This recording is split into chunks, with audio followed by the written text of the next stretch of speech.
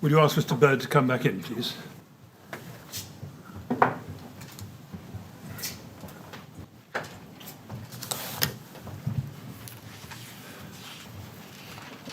All right, Mr. Burd, ready to carry on? Yes, sir. Thank you very much. Yes, Mr. Yes, thank you, Mr. Chairman. Mr. Burd, can we now go back to the radar report part 2, CLG 50951, and go to page 6?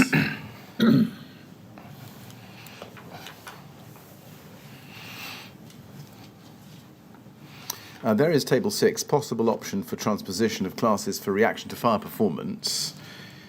Now, those are the suggested transposition options, aren't they, or points? Yes. Yes. Now, while we're on this document, do you know who's made the handwritten notes on this copy? I believe they're mine. They're yours, right. Now, if we look at the proposal in table 6, that was to equate class 0 with Euro class B, or better, yes? Yes. And was that your tick? Yes. Right. And what was it, you ticked it? Why did you tick it? I think it was just, as you probably notice on the rest of this document, when I do read things, I have a habit of going through just to register that I've seen it. I might put a mark through. Right. That's not uncommon for me. Right. And what did the tick signify? Recognition of what the recommendation was as a possible option. You didn't tick the others. Why is that? I don't know, sir. If we move to page 8, at the very top of the page, little c, we see this.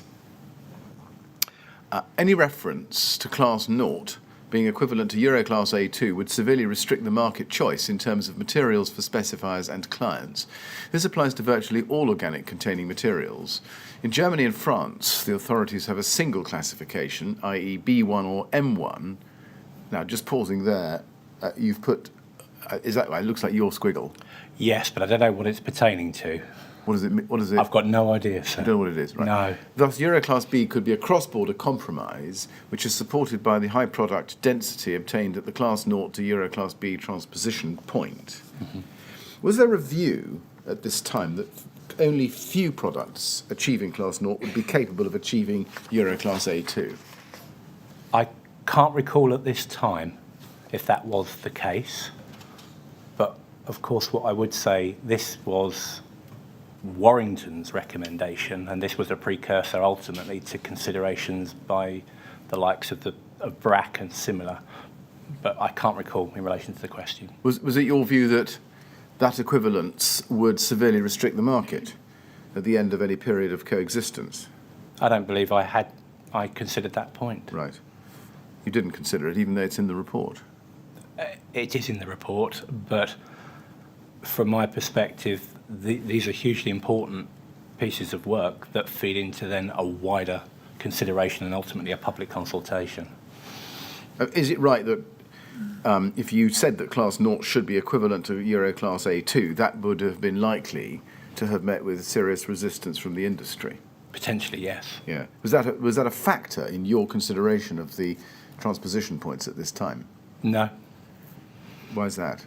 How can you have excluded it? Well, from my perspective, what's the purpose of the research at hand was for them, the researchers with testing and similar, to come up with recommendations of what good and appropriate might look like. And so the net effect going forward would be something I'd consider typically as a backdrop to what decisions are made following engagement with BRAC and public consultation thereafter. Is it right that equivalence from Class 0 to A2 at the end of any period of coexistence would mean that buildings over 18 metres would be clad in materials that were safer, less likely to burn? If you are only utilising a comparator of the national classification and the European classification, i.e. diagram 40, yes. Yes. But again, I'd predicate it that if, from a national perspective, we were still looking where needed to supplement that Class 0 with additional provisions like limited combustibility. Were you? Where? Where in the regulation? Well, by again, harking back to, this would have been the ADB 2000 as amended, to the discussion we've been having about that care and consideration should be given to cladding materials which are combustible, especially in relation to tall buildings, and the discussion we had about reverting back to the functional Oh, I requirement. see. So it's that. Yes. Right. We may have to find a shorthand for that. Yeah. But I understand that. Yeah. But of course, wouldn't it be the case, just developing that theme a little bit more, that if you were to identify the transposition point as class 0 to A2, then you would be providing a linear route which would have a greater chance of achieving the functional requirement. So why not go for that? Again, this is a research report making a suggestion of consideration. That's something that would have been considered as the consultation document itself would have been developed and out for public consultation. I mean, was this a question, standing back a little bit from this, of balancing public safety and on the one hand and market choice on the other? The backdrop to ultimately the consultation on the European supplement was, as I've said, was to bring about visible recognition to the new European test methodology. In terms of parochial to the European test methodology, we didn't want to offer a transposition between national and European that itself saw a lowering of safety. And so it's trying to find the best fit, being cognizant that they were different methods of test developed in different times and in effect different reference scenarios as to what might best look like to offer that visible recognition. Yes, but and in that exercise, you had a choice, as we can see from the table, and the choice was made to transpose at Class B, or between Class B and between Class 0 and Class B. Mm-hmm. And my question is, why did you choose B as opposed to A2? That would have been subject to consultation with the Building Regulations Advisory Committee Working Party, and ultimately going out for consultation to the public. Well, all that answer tells me is that people thought it was a good idea. That's not the answer to the question. The question is, what was the rationale for the choice of B, the government adopting B as opposed to A2? From recollection, are we talking about at the end of the procedures, after we've been through public consultation and similar? The ultimate decision.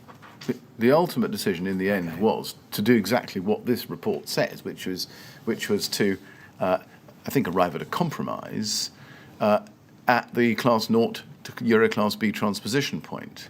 Now, my question really is, what was the rationale for the decision to transpose there, Class 0 to B? From recollection, it was to ensure that that was a reasonable point of transition to not lower safety for when utilising the Euro class transposition position. And it was picked on the basis of different products perform in different ways, but it was felt that that was the appropriate transposition point. But the reality is, isn't it, as we can see from this paragraph, is that B is a compromise, balancing on the one hand fire safety, and on the other hand a risk of restricting the market. Is that fair? Could you repeat the question, please? Yes. B, Yes. as the transposition point, is a compromise, balancing on the one hand public fire safety, and on the other a risk of restriction to the market. It was felt that B was a good level of performance from this work, and therefore it was felt that, from recollection, that it was appropriate for the purposes of transposition. It would sit more naturally with Class 0. However, again, to reiterate a point, that these changes via the European supplement were to give visible recognition to the new European classes, but shouldn't unduly distort the marketplace. Let's try and get at this a different way. Yes. What was the objection to using A2 rather than B? I think it was perhaps too demanding to equate to Class 0. And therefore, when we were looking for where we were controlling typically linings and equating it to something and where you could use Class B products, it equated more appropriately to where you could currently use Class 0 products. Thank you.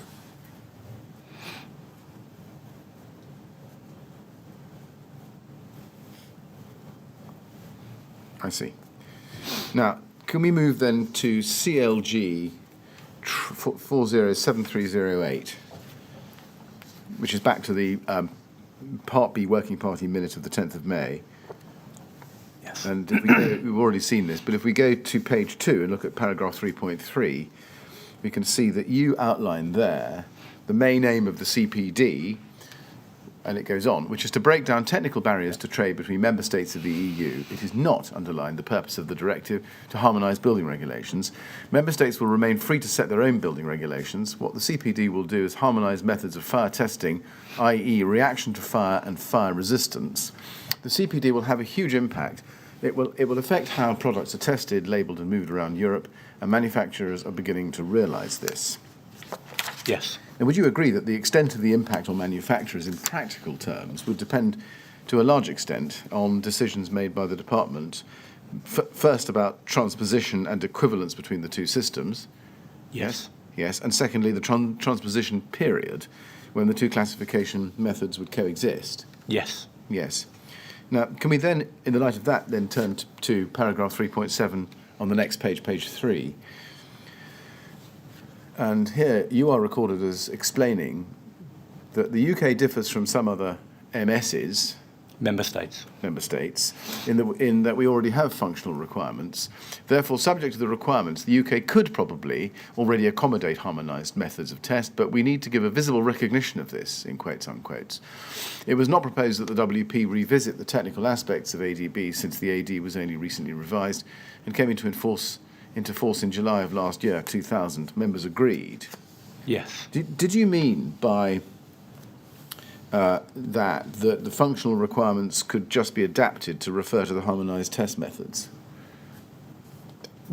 What I was saying is, by virtue of a functional requirement, you can follow the common guidance in the approved document B for the more common situations, or if you could make the case, you could use the European tests already as a way of showing compliance in the UK market. So why not just go straight to the European tests against the background of what you say about the functional requirements? Because the primary intent of this document, excuse me, sir, was to recognise that these new methods of test, which actually they form part of a package. So how the Construction Products Directive, excuse me, works is that it's driven by harmonised product standards. And so that's the first part. So what we're looking to do is harmonise product standards for typical construction products, like doors or windows, for example. The next important part of that is how you then test those products.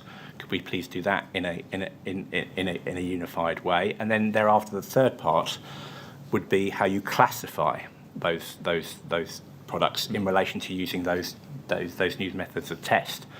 And so from that perspective, we had to give recognition in an approved document, because it's statutory guidance, because it was recognised that there was only national references to test methods there.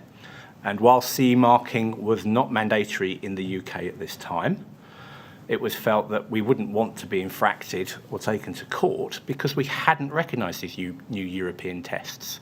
And the point I was trying to make here is that the potential benefits of a functional system of regulations is if you can draw together and provide the proof, then you could use tests from around the globe if it had shown that the product in that environment, in that type of building, would help secure and meet the functional requirement.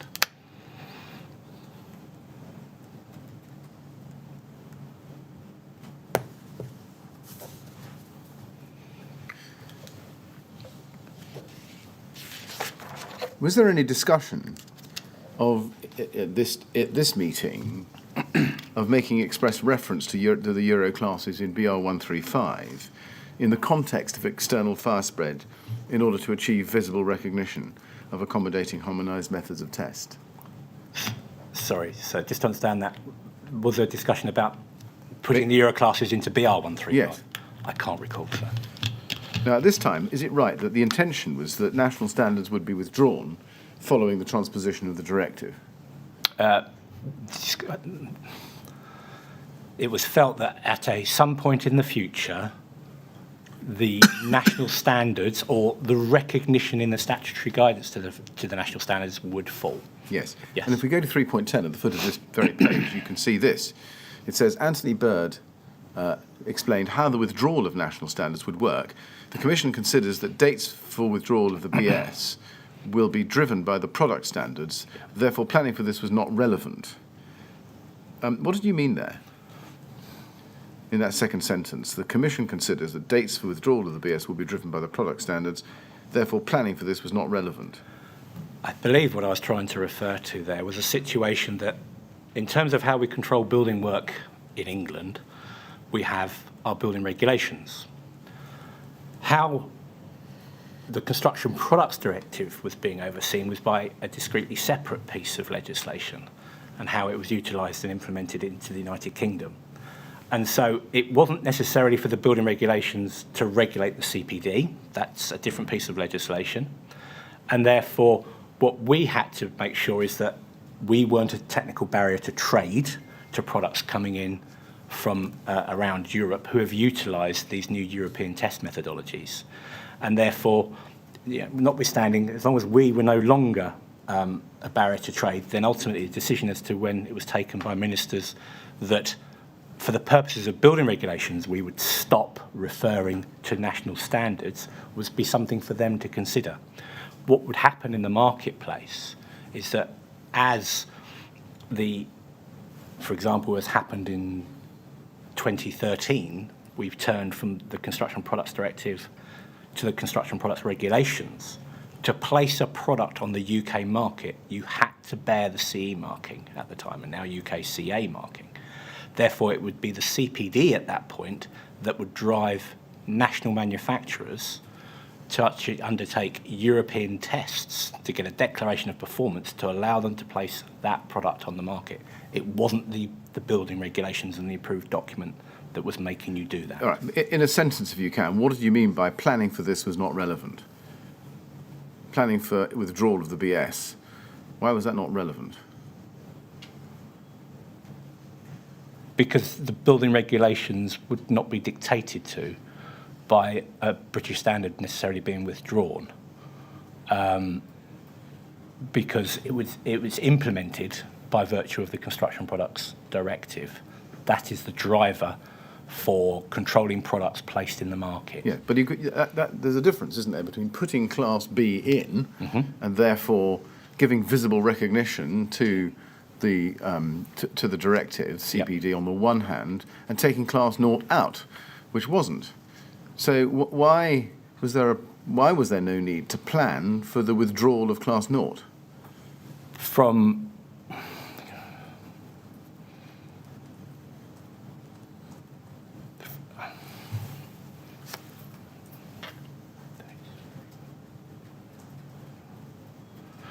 I think from there the Commission were considering that by virtue of withdrawal of national standards around Europe, that itself would therefore naturally drive the marketplace for placing products on the market to utilise the new Euro classes. That's what I believe I was referring to there.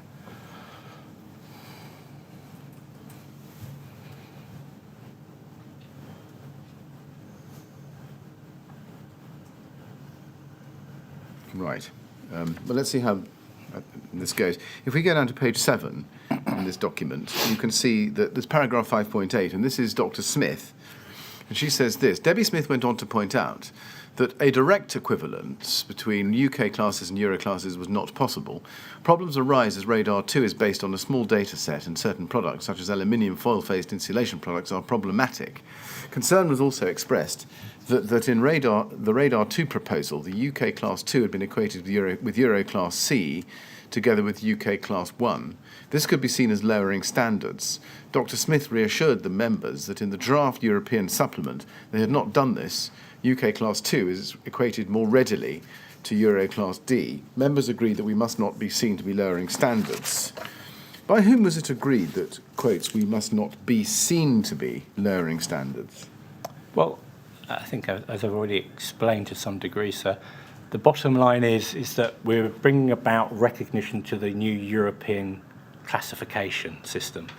It was there to remove technical barriers to trade, but we didn't want to place it in a position whereby its citation itself would lower safety standards, and you could utilise the European classification system to lower standards more generally. Yeah, I understand that, but what I'm after here is why was it said that we must not be seen to be lowering standards, as opposed to we must not lower standards?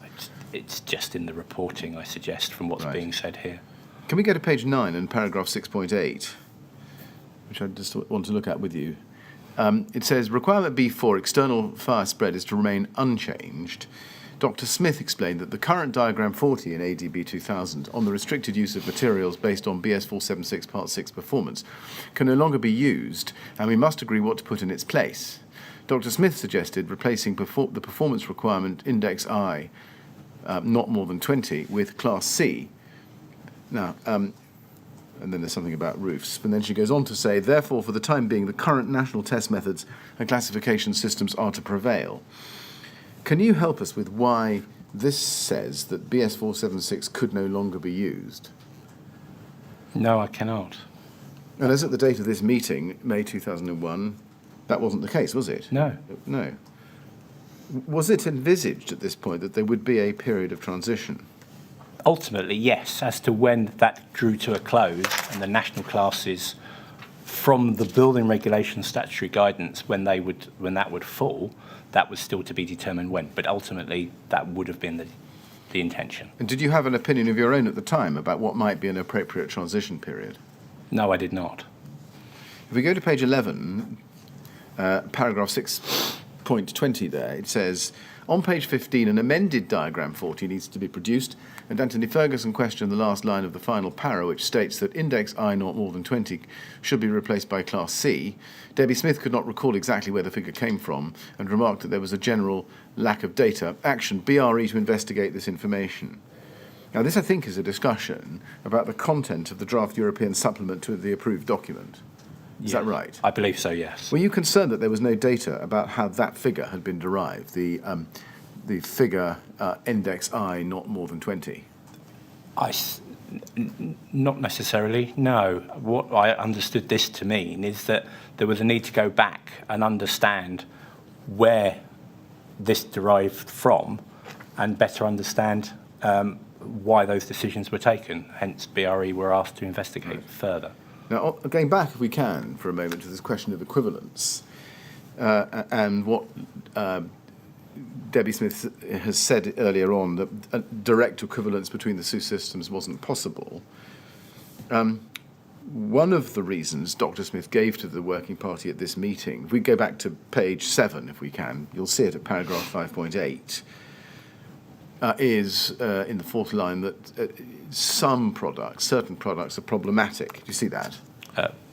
Whereabouts, sir? Sorry. Third line, certain products such as aluminium foil-faced insulation products are problematic.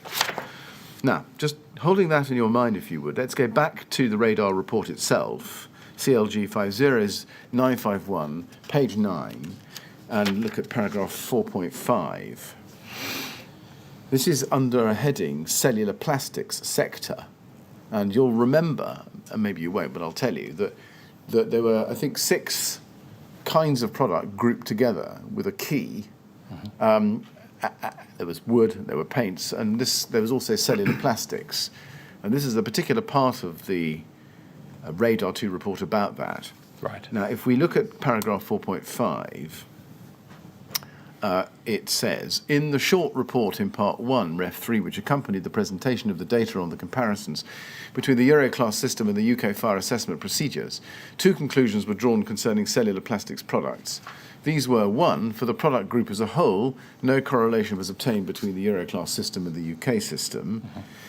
2, for steel and plasterboard-faced products, there was a good correlation with the UK Class naught values corresponding to a Euro Class B. Now, just looking at the first bullet point, product group as a whole, no correlation was obtained. Were you surprised by that?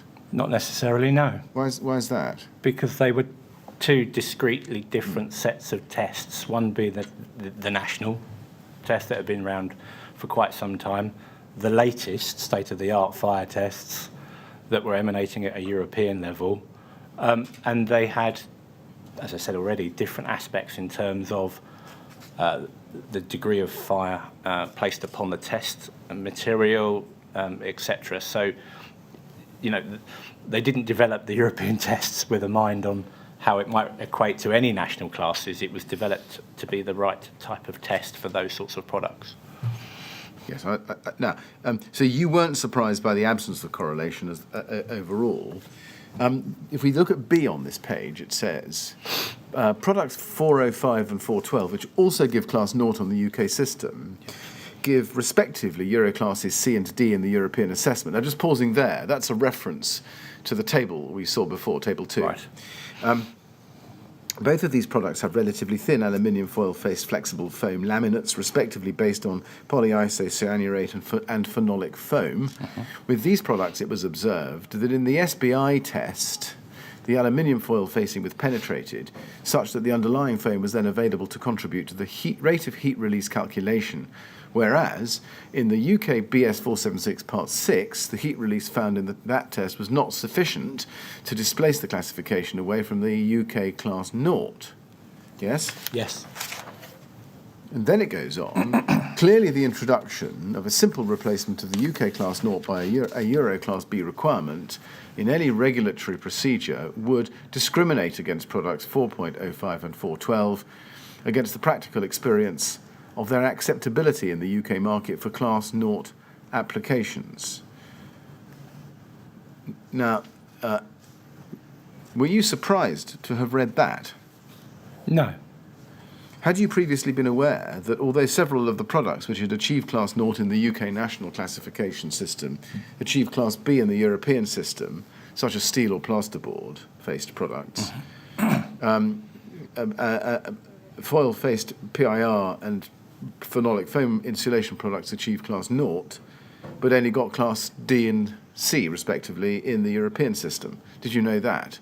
Yes, from here. Were you not surprised by that? No. Why were you not surprised? Again, different materials and products will behave differently. Right. I see.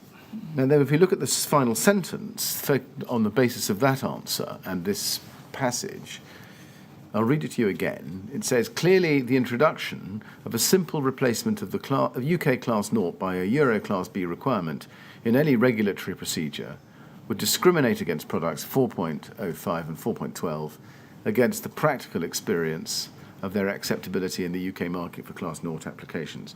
Now, what did you understand the report to mean there by the words discriminate against?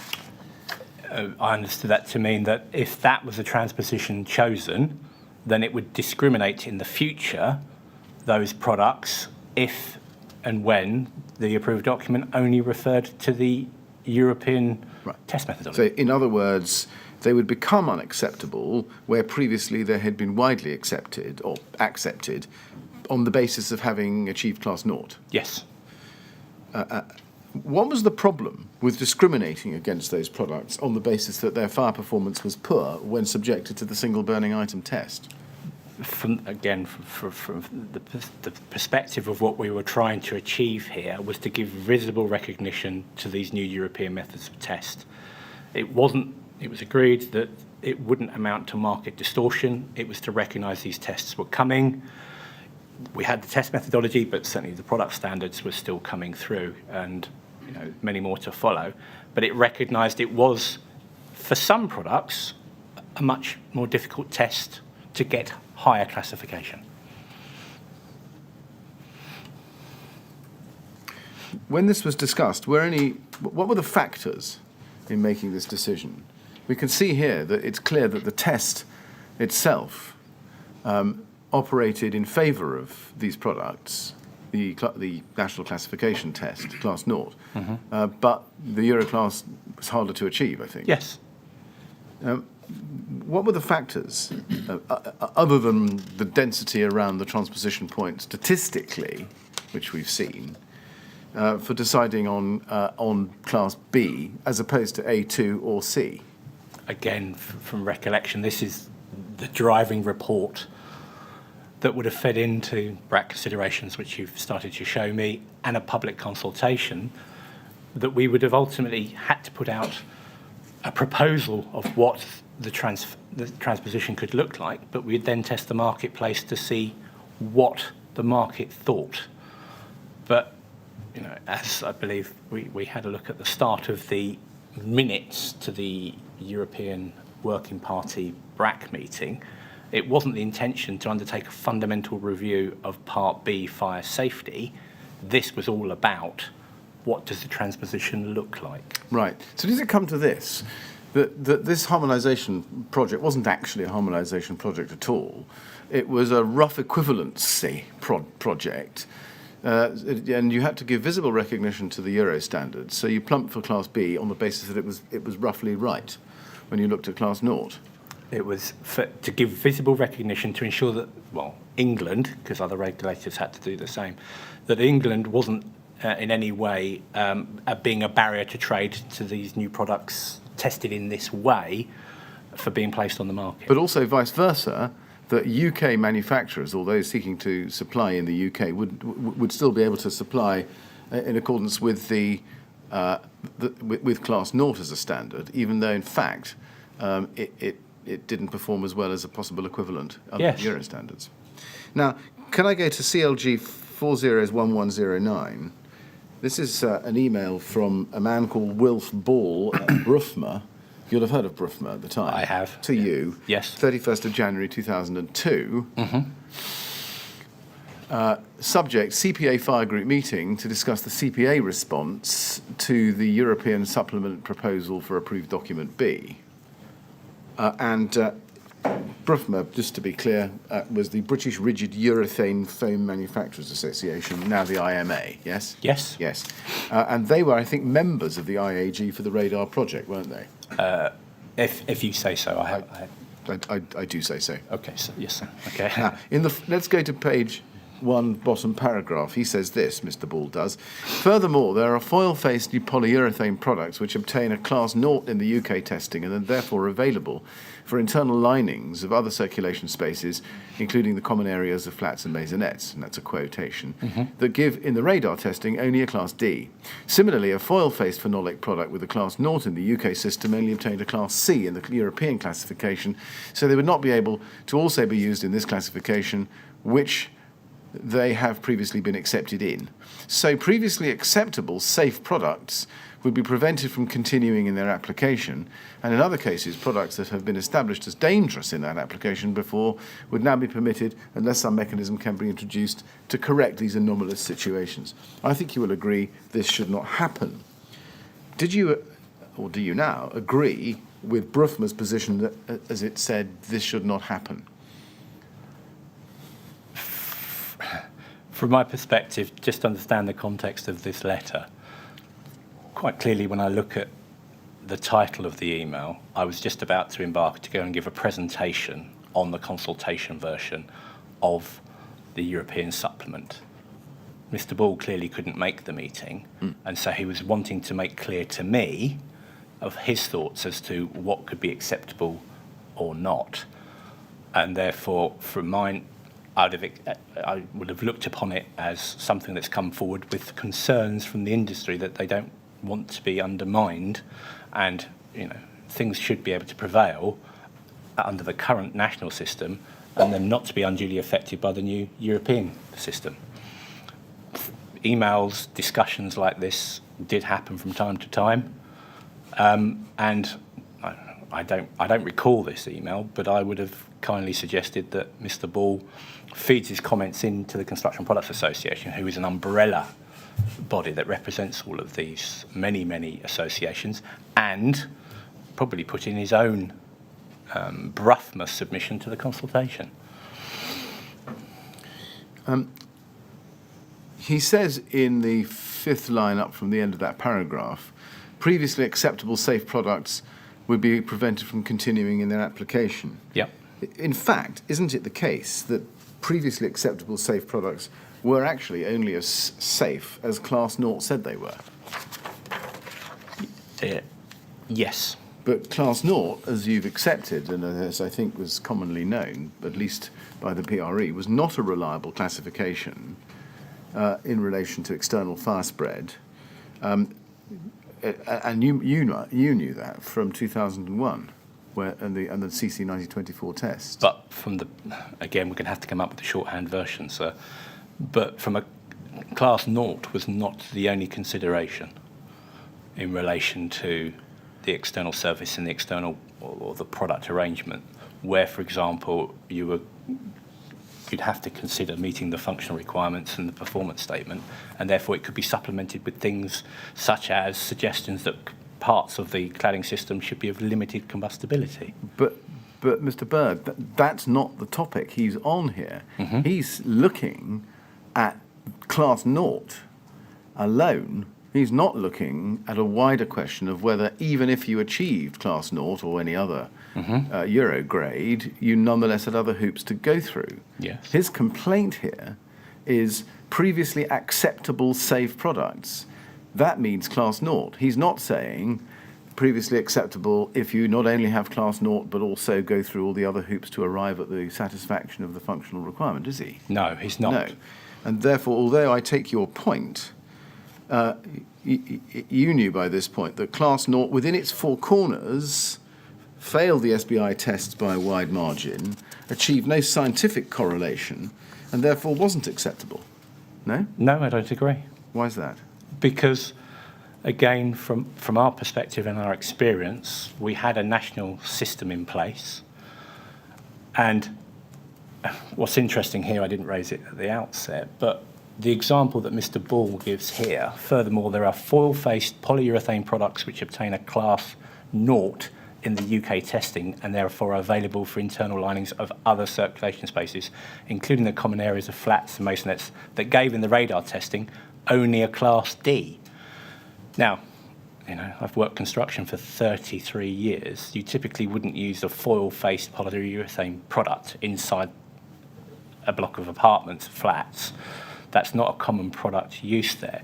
But I actually think because he's representing the urethane sector, which is polyurethane and polyisocyanurate, his concern was if we put it at a suitably high classification, his concern Euro Class B, ultimately in times to follow, his product ranges that he represents in Bruffner wouldn't be able to be used potentially in some of these environments. I think that's the concern he's actually raising.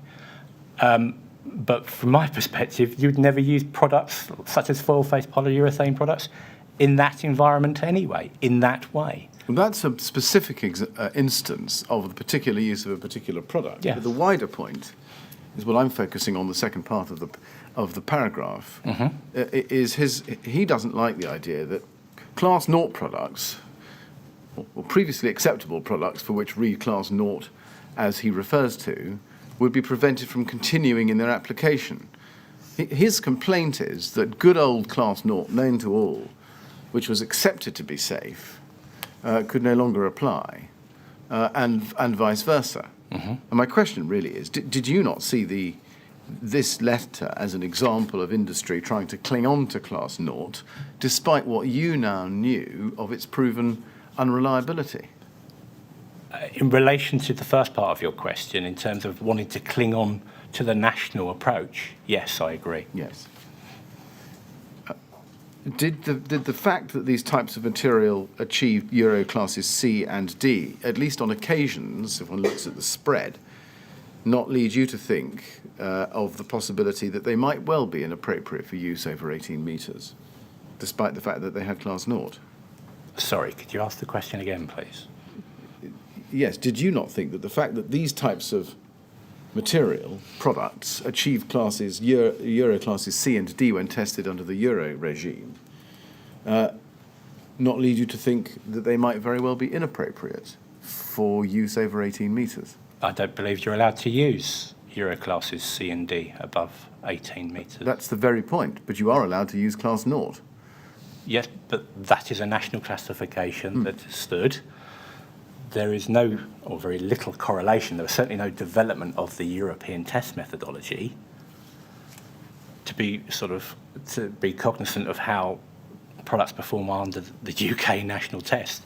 They are two discrete testing approaches and different tests. And so I I didn't think in the way you've described. Right, well, let me try it slightly differently. We know in the end, and we'll probably come to this shortly, that what went into the version of Diagram 40 revised in 2002 was Class Naught or European classification Class B, S3D2 or better. Yeah. Right? Yes. As a result of that and everything we've seen, that would mean, wouldn't it, that a building owner would opt for Class Naught because it was easier to achieve than Class B in relation to his particular panel?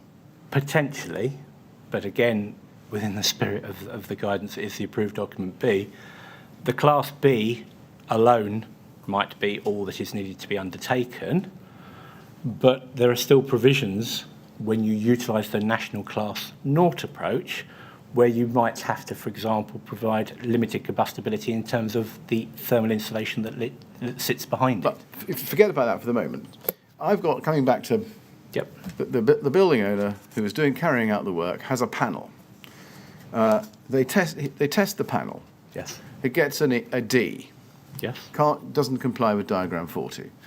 Don't worry, we'll test it under BS 476 Part 6 and 7 and it gets Class Naught. That means it's all right. That means it's all right for the purposes Under of Diagram 40. 40, Yes. yes. Now, that's my point. Why have a system where one alternative is, in relation to reaction to fire tests, easier to achieve than the other?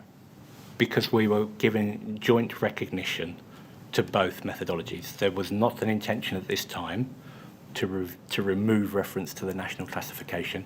We had to give reference to the new European classification system and the classes that are derived from those tests. Now, let's go to CLG 50720.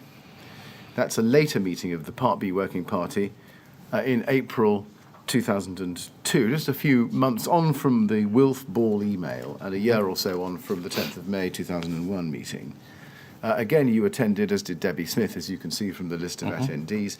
If we go to page 3, please, paragraph 6.7, we can see that discussions returned there to the investigations that the BRE had carried out in relation to the index figures for class naught. Yes? You'll recall the minutes. And actually what you're discussing here is the very minutes of the 10th of May 2001 meetings, paragraph 620, because you could see the reference in the brackets. And it says this: it has not been possible to conclusively answer the question over the index I criterion of diagram 45 of ADB. Now, that's obviously a typo. It must be diagram 40. Yes. It was suggested that by stipulating an index value of not more than 20, the original authors of this requirement, stroke guidance, were attempting to exclude a certain type of material whose performance would have been on the poor performance side of 20. It is not clear which type of material this would have been, but was likely to have been one used extensively in external cladding.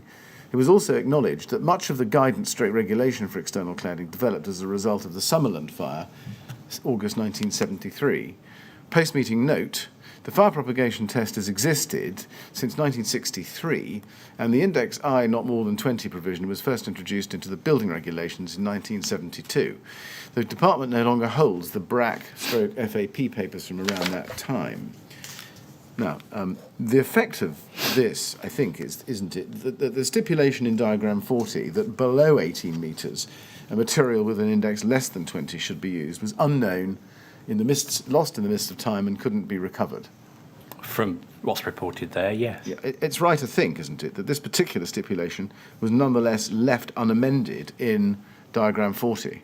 Yes. In relation at least to those parts of the building under 18 metres. Yes. Yes. Was it a matter of concern to you that nobody understood? You were still putting out diagram 40, even after a second look and an amendment in the summer of 2002, which still contained something, the rationale and roots of which were lost to you. Yes, it wasn't. It was far from ideal. However, as the provision, it could still be tested, so it would still be testing in the same way. And so it was still available for use. But yeah, I agree. It's unfortunate.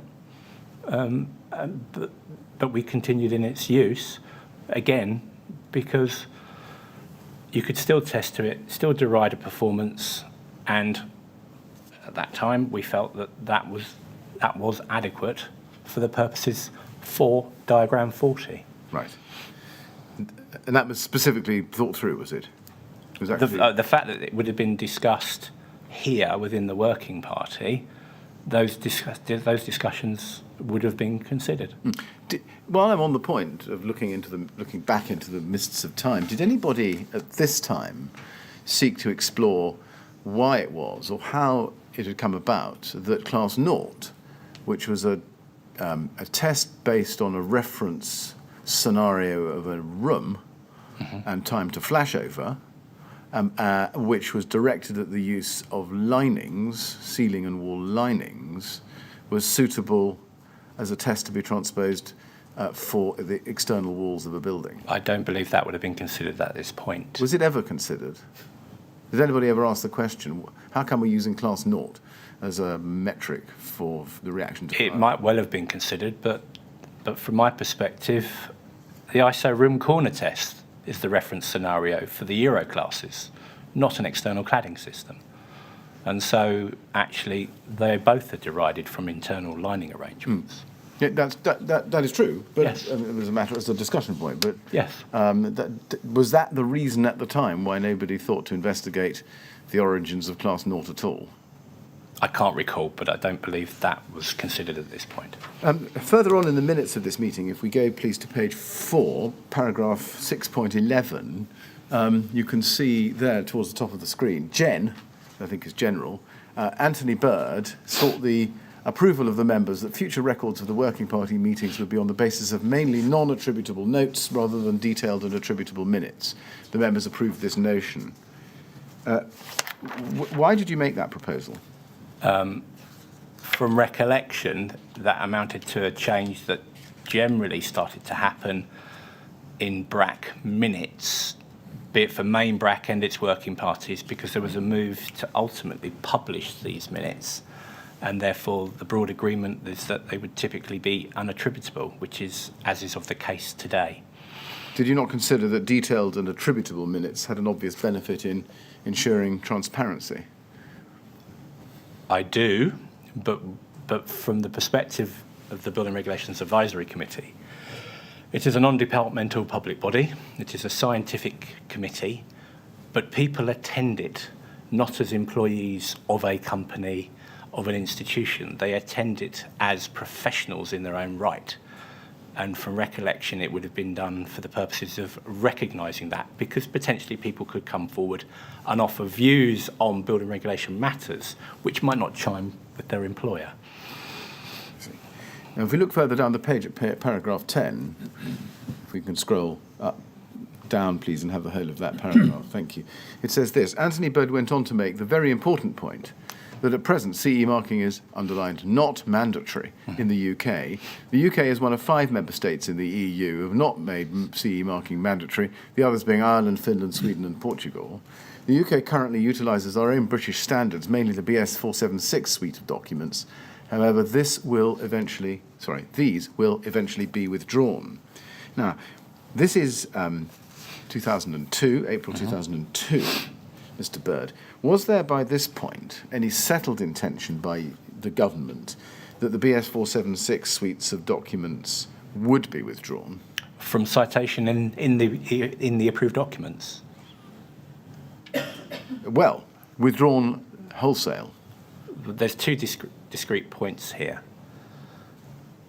By virtue of new European harmonised standards, when they arrive in the member states, through the likes in our case of the BSI, the British Standards Institution, there'll be a period of coexistence whereby after a certain date, any conflicting national standards would be withdrawn. Still available for sale, but they would be withdrawn. That is from a standardisation perspective. From a building regulations perspective, which was not the enforcer, in sort of broad terms, of the Construction Products Directive as it was, actually when we would agree with ministers as to when these dates for withdrawal will actually happen, that's a subtly different consideration and would be one for discussion and consultation within the approved document B. What did the words eventually be withdrawn mean there? From recollection, that there wasn't an agreed date for the purposes of the regulations of when that would happen.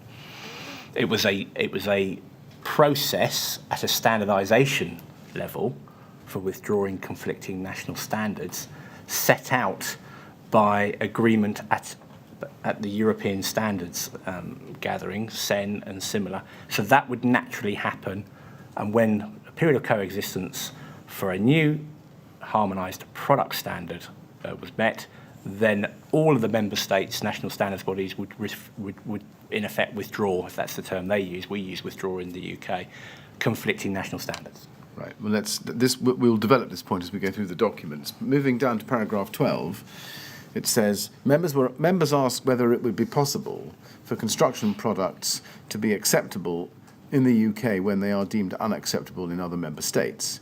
It was confirmed that this is possible, although that situation currently exists with the individual national regimes in place.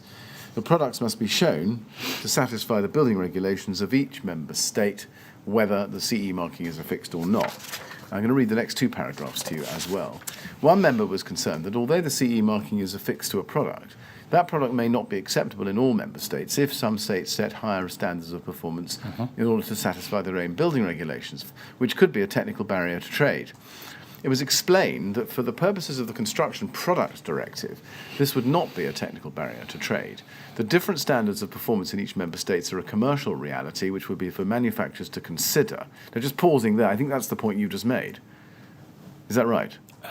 In effect, yes. Yes. In light of this, members expressed concern that if the UK were to continue by not making CE marking mandatory, it would become a, quote, dumping ground, unquote, for inferior products that could not be sold in other member states.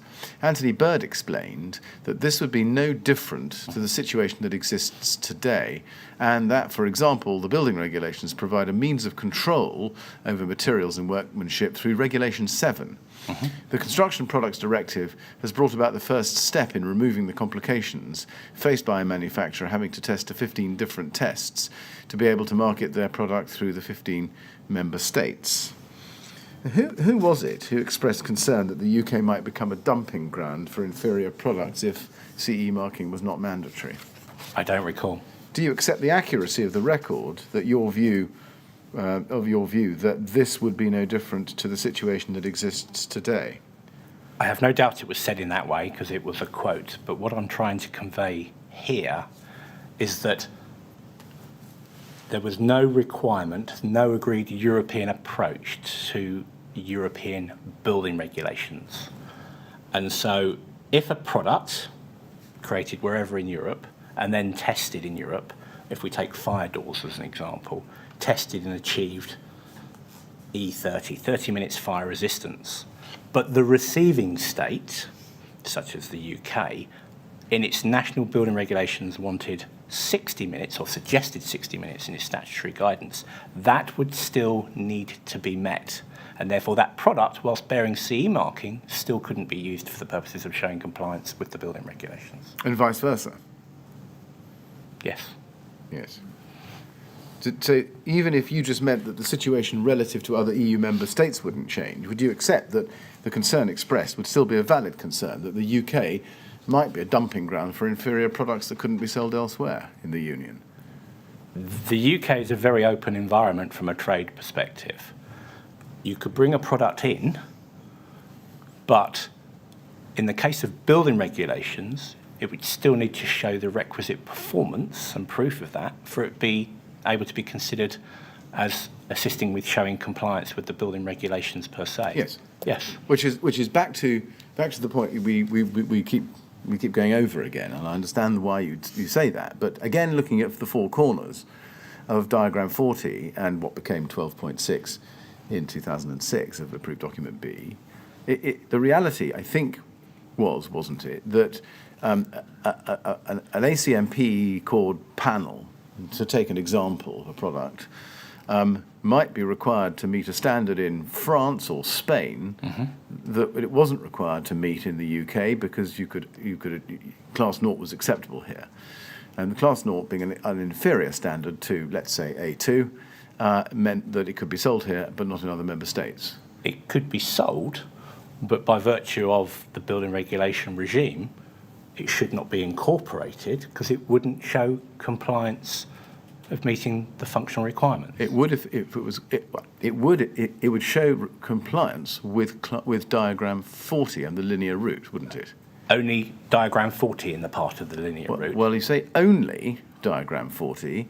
That meeting the linear route was, as we've been through before, was the way. It was the guidance given to people carrying out the work as to how they were going to meet the functional requirements. And although you might say it's not conclusive, which is the point you keep making, it's at least half a foot, if not a whole foot in the door, isn't it? It's not a whole foot in the door. It's part of your considerations for the external surface of the cladding. You have to read and be aware of the entirety of the guidance pertinent in the approved document B that is relevant to that product and showing compliance in that part of your design. Right. Does that tell us that when it comes to a particular product, let's take a panel, let's take diagram 14, the decision as to whether you should meet class B or class naught is not simply a matter of free choice for the person carrying out the work, but is a decision which must be taken in light of the need to meet the functional requirements, including the height, use and position of the building. Yes. And therefore, it's not simply a question of it's class naught, I'm within diagram 40, or I've got class B, I'm within diagram 40. Are you saying, I think you are, that the choice between class naught and class B was itself mediated by the functional requirements, so that a further consideration about that choice needed to be made?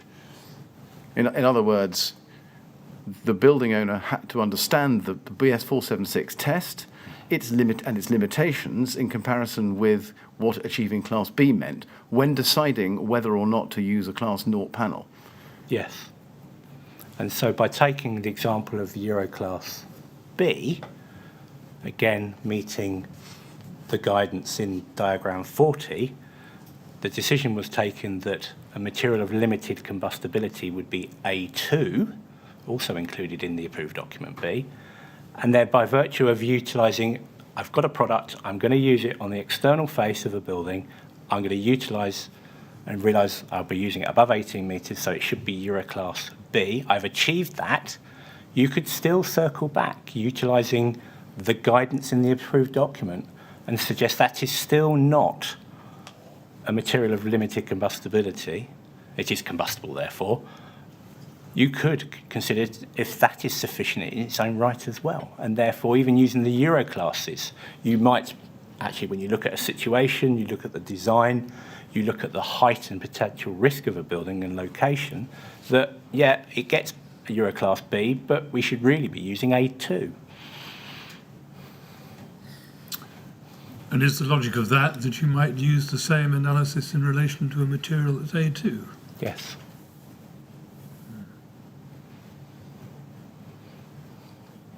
Yes. And how do you determine what the ultimate requirements of the functional requirement B41 are? Well, again, it is in terms of by virtue of looking at the benchmark and the guidance for the more common situations. But if the approved document B, as it does for above 18 metres, suggested that Euro class B is what is suggested for the more typical situation, and if you then look at the provisions and the type and nature of the building, etc., that actually that too might not be sufficient alone, then you would need to consider potentially looking at supplementing that, be it an insulation product or a product generally, with an A2 provision. Well, I see that. I'm just wondering how the person who's seeking to understand and apply ADB actually knows whether a product will, in the event, satisfy B41. They would, yeah, I completely understand how that question, sir. But that is something that we've been doing by virtue of a national approach since 1985. That facility has been there. And by the same volition, that would still be there for utilising a European approach. Well, we'll see how. We'll come back to the wording of diagram 40 specifically shortly, I think. Okay. Shortly. In light of that helpful explanation. Just go back to the document for a moment. There's a reference there, as you can see, to Regulation 7. Yes. Now, do you mean Regulation 7 per se, or do you mean the approved document governing Regulation 7? You know, I typically always revert back to the relevant regulation and then the approved document that supports it. I know that by now. You mean the regulation, which is just a very simple governing regulation about quality of materials and workmanship. It does, but it is supported also by a statutory guidance document. Was it in reality obvious that if you didn't CE mark but continued to allow class naught on external walls above 18 metres, at least so far as the four corners of diagram 40 were concerned, the UK market would be open to cladding products of inferior reaction to fire performance quality? It would be open to products that perhaps test to the highest national classification that might not perform in quite the same way in terms of the European classification, yes. In not quite the same way, you mean worse? Yes, potentially. Yes, and Yeah. manufacturers might know that and seek to exploit it. Potentially, yes. They might regard the UK as something of a soft touch. They may, but if you go looking at fire statistics for fire occurrence and for deaths and injuries in fire, the UK tends to perform very well, and so that might not be the data there to show that actually, it might show that our regulations are more robust than other member states, but that's not something we necessarily get into. For us, it's making sure that we have the appropriate regulation for our needs in the UK. How did you think that Regulation 7 was any kind of guard against the risks of a soft market if Class naught, based on the BS 476 tests as they were, and with its demonstrated inferior standard of reaction to fire? I can't recall why I said this at this time, but there are provisions in Regulation 7 that talks about products performing robustly over the course of their likely life and similar. So you would always, they're not mutually exclusive, you'd always have to meet the building regulations Section 1 technical part, such as Part B. Regulation 7 is always there to recognise that the materials should be appropriate and that the workmanship to install those materials should also be appropriate. I was probably referring to the fact that quite a bit of the guidance on CE marking actually resided within the approved document supporting Regulation 7, so that might have been one of the reasons as well. Now, going on to the next meeting of the BRAC Working Party, the Part B Working Party, this is the following month at CLG 401462. The date of this meeting is the 2nd of May 2002, and you can see that. And we can also see, Mr. Burd, that you were present. Yes. And at page 2, please, paragraph 6.1, we can see this. Debbie Smith, this is on against item 7, Debbie Smith explained that the radar project is all we have, but despite its criticisms, it is considerably more than most member states have undertaken. The action proposed in the WP paper was agreed. Do you remember what were the criticisms of the radar project? I can't recall at this time. It may have been around that there wasn't a natural transposition. Some products performed better or worse than others, but I really can't recall. Do you know who had voiced those criticisms? No, I do not. Did you share them? Did you agree with them? I would have recognised that there wasn't an easy or direct transposition between the national and the European, But that wasn't necessarily just the nature of the exercise. The exercise was, as I've said, to bring about recognition to the new European test methodology and their classifications without without lowering safety. And so I don't know if that was the criticism being referred to, but it wasn't necessarily always a perfect fit. I think that might have been what was trying to be said here. Right. Let's go to page 3, paragraph 6.7 on that page. You can see there, this is under the heading Plastisol. So it's Plastisol Revisited, I think. And you introduced this. It says, Anthony Burd introduced this issue by reference to the 3 letters from Chorus, formerly British Steel. He explained that what is being sought by Chorus is a deemed to satisfy provision for Plastisol products. These products, which may currently achieve Class 0 under the relevant British standard test, are showing that they will generally only achieve Class C under the new European test. The transpositions proposed for ADB are for Class B to be substituted for Class 0 in time. Yep. What was meant by in time? Exactly that. There hadn't been a predetermined date for the purposes of the building regulations as to when we would make the shift, and only European methods of test would be the displayed way within the statutory guidance as showing compliance. So, I mean, was the transposition period actively being considered by government at this point, May 2002, or was the subject just, as it were, simmering away on a low light? There'd have been 2 considerations here. There would have been the consideration for transposition periods under the Construction Products Directive, and therefore that would naturally happen by timing and circumstance, because once the process of publishing a new harmonised standard landed, there will be an agreed period of coexistence, and then conflicting national standards would be withdrawn. That's with regards to CE marking and placing products on the marketplace.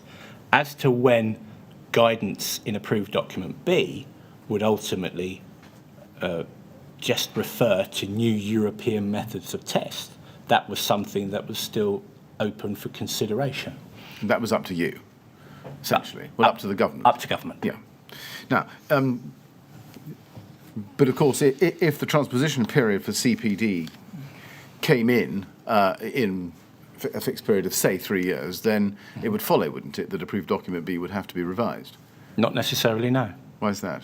Because from a building regs perspective, supporting a functional system, if it was felt that an existing system that had been in place for some time and there was no evidence that that was a problem in maintaining that reference and how it can help show compliance with the functional requirements, then it could continue with citation in the statutory guidance. Right. There are 2 qualifications in that answer, I think.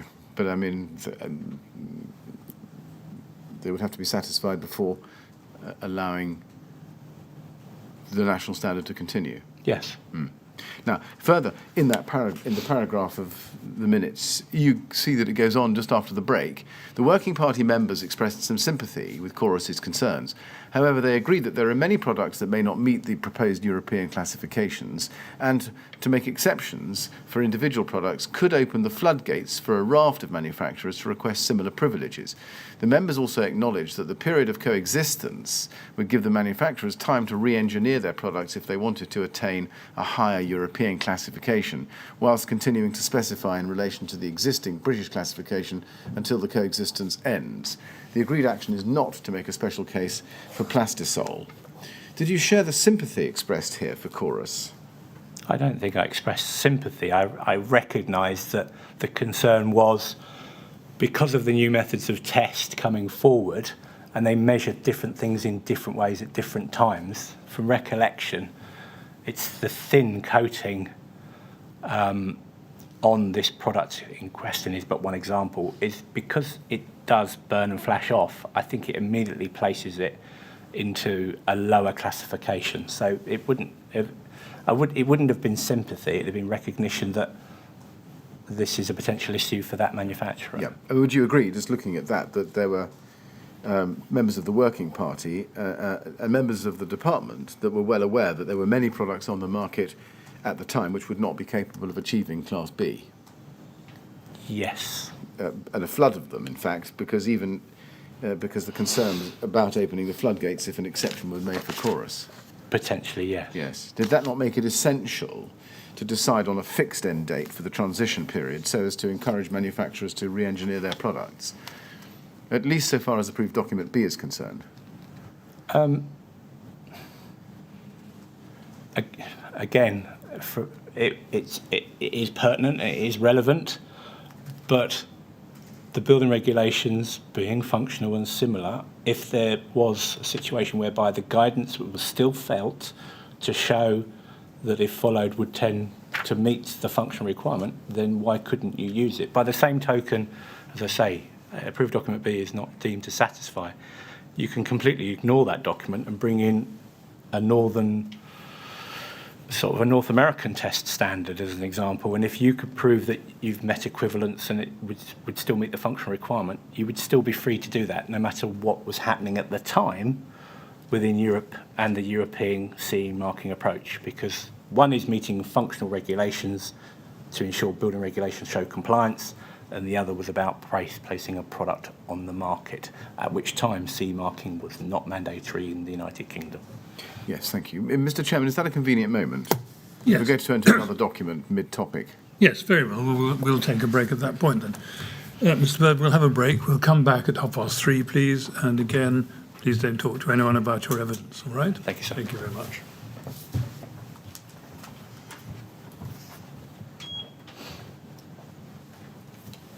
Thank you, Mr. Willett. 3:30, please.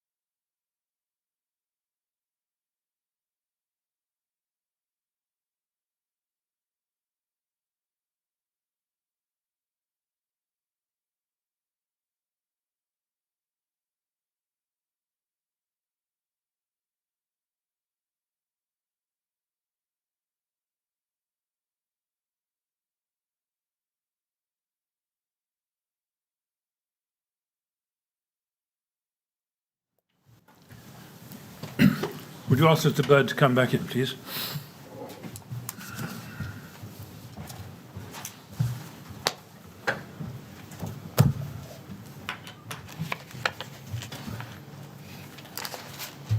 Right, Mr. Burd, on we go, yes? Yes, sir. Good, thank you, yes. Yes, thank you, Mr. Chairman. Now, can we go, please, to CLG 401464?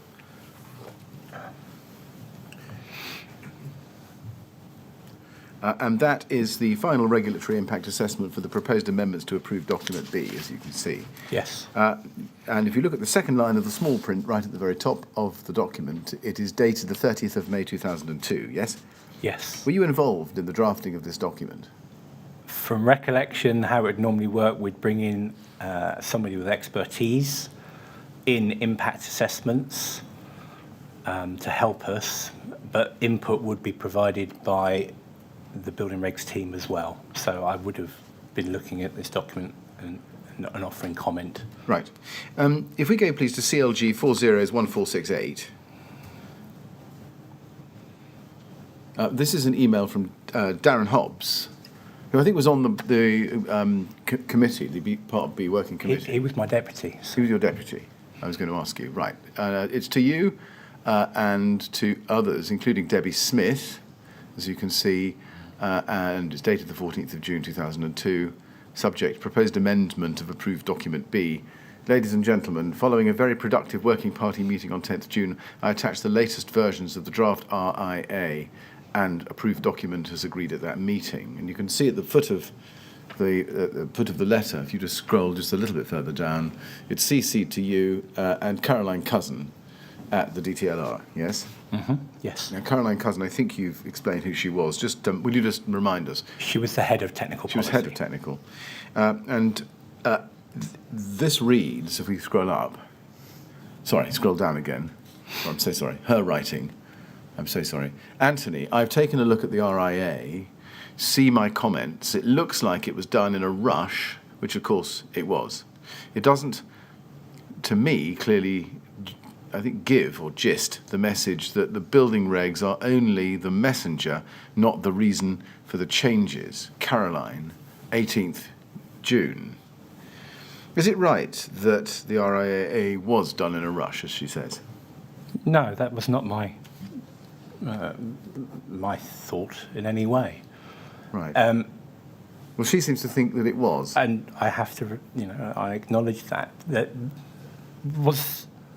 Is there an attachment to it?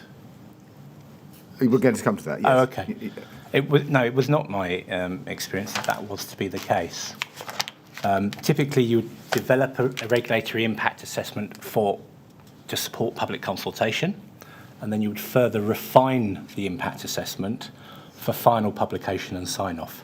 So just wanting to be sure that, can I just check the date again of this, please? Well, this email is the 14th of June 2002, and the RIA on which she's commenting, as we think it is the 30th of May.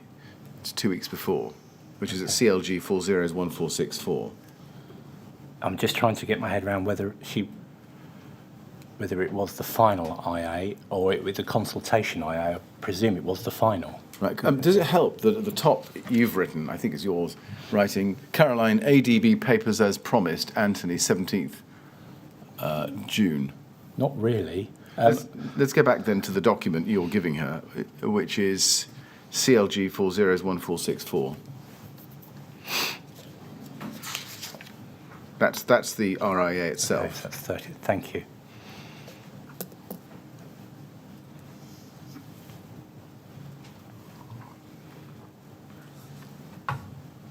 I mean, I'm asking you, was it done in a rush? No, it wasn't, in my experience, in my opinion. What did you understand by her comment that the building regulations are only the messenger, not the reason for the changes?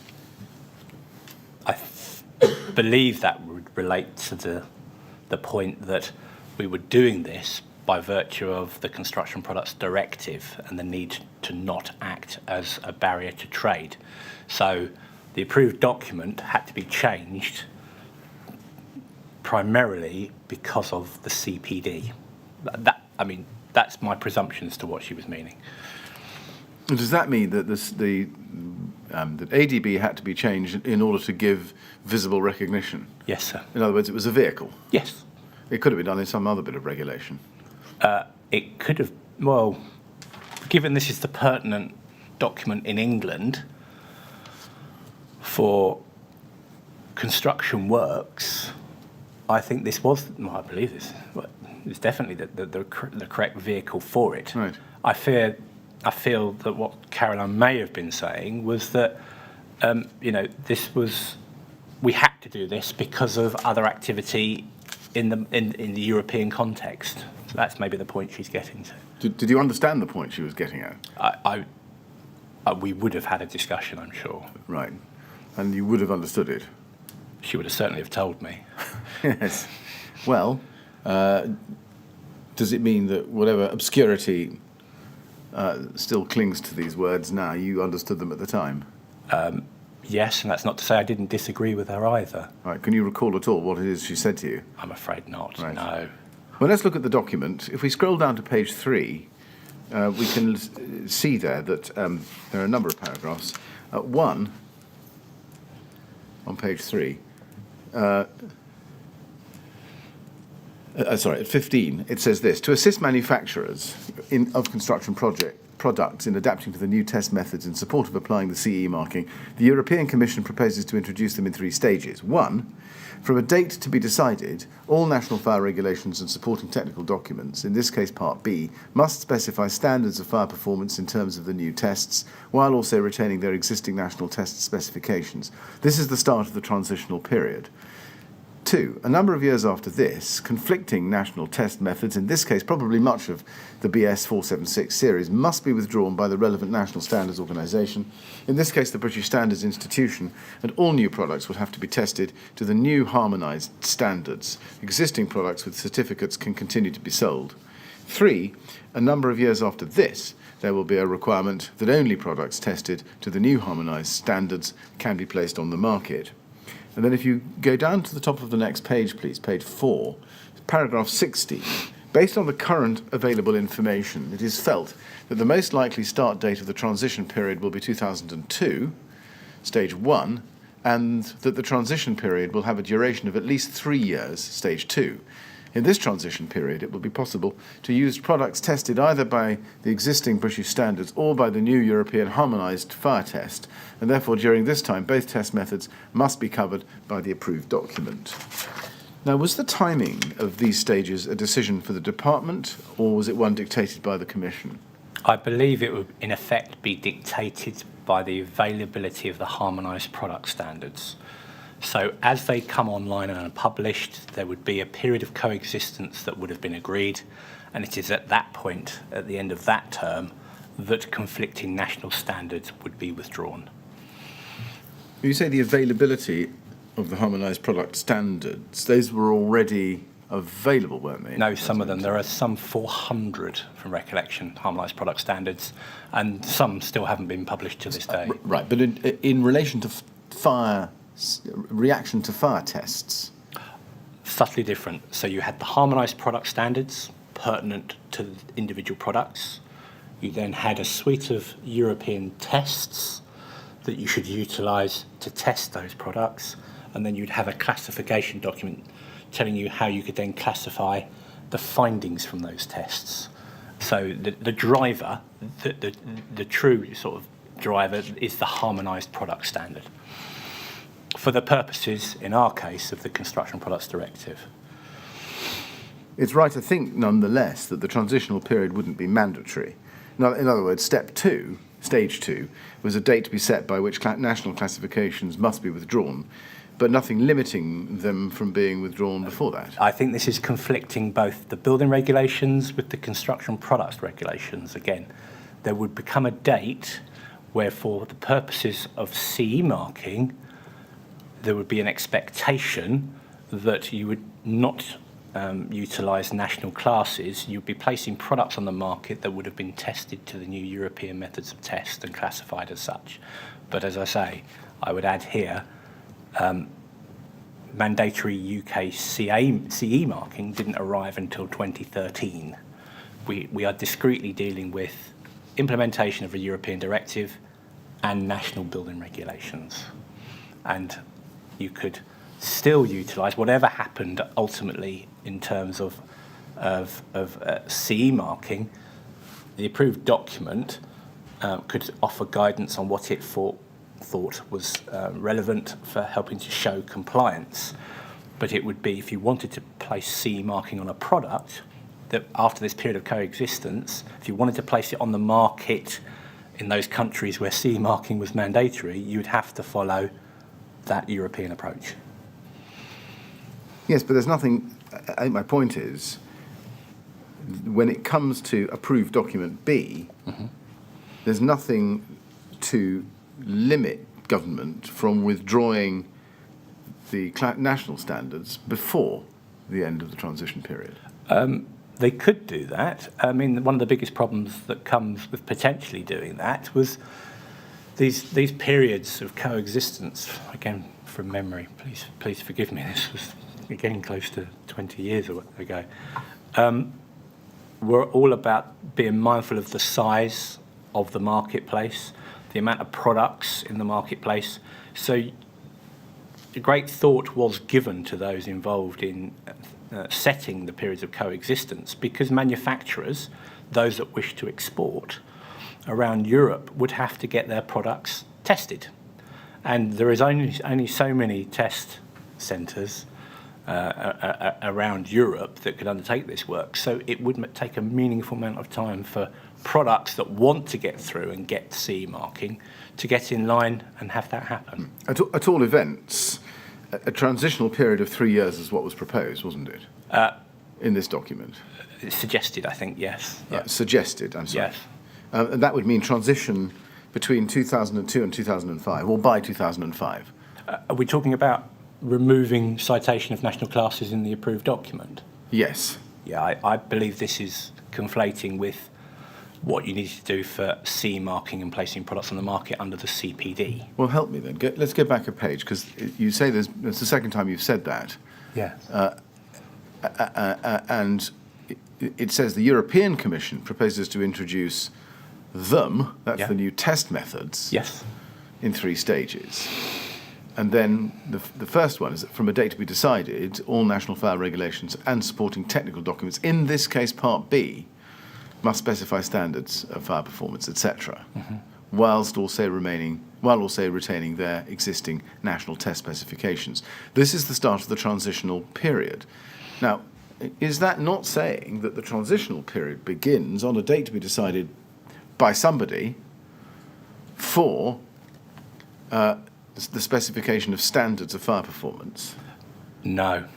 It is saying that, but this is not quite correct.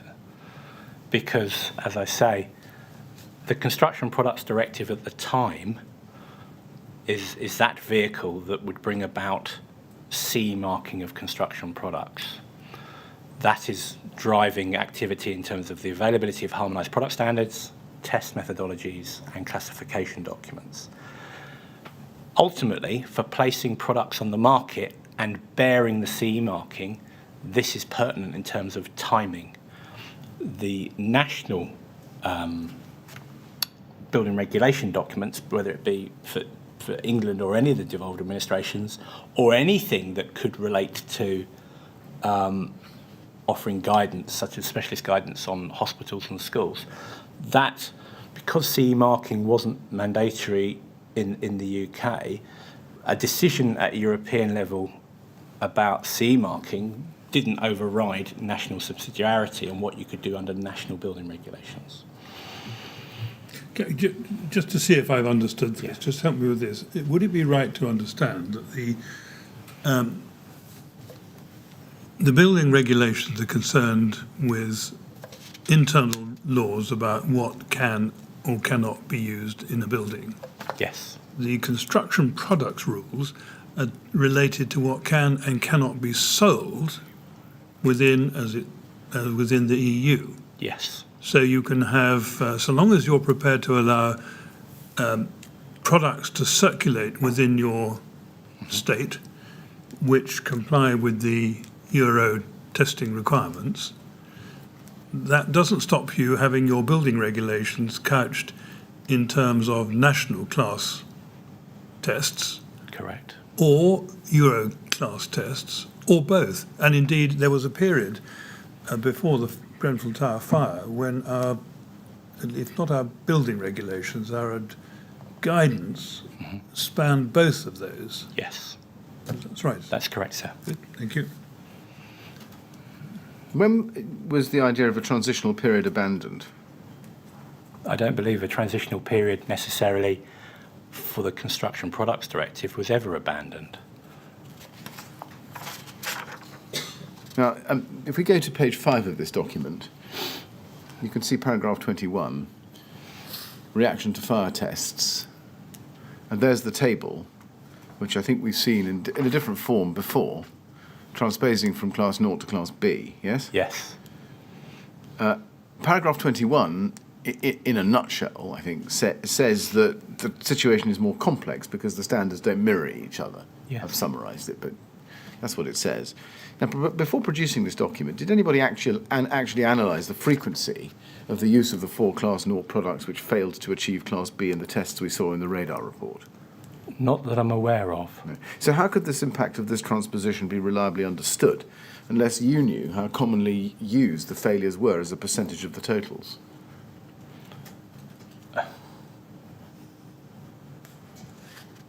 Sorry, sir, could you repeat the question? How could the impact of this transposition be reliably understood unless you knew, government knew, how commonly used the failures to meet Class B, but nonetheless obtaining Class 0 were, as a percentage of the totals tested?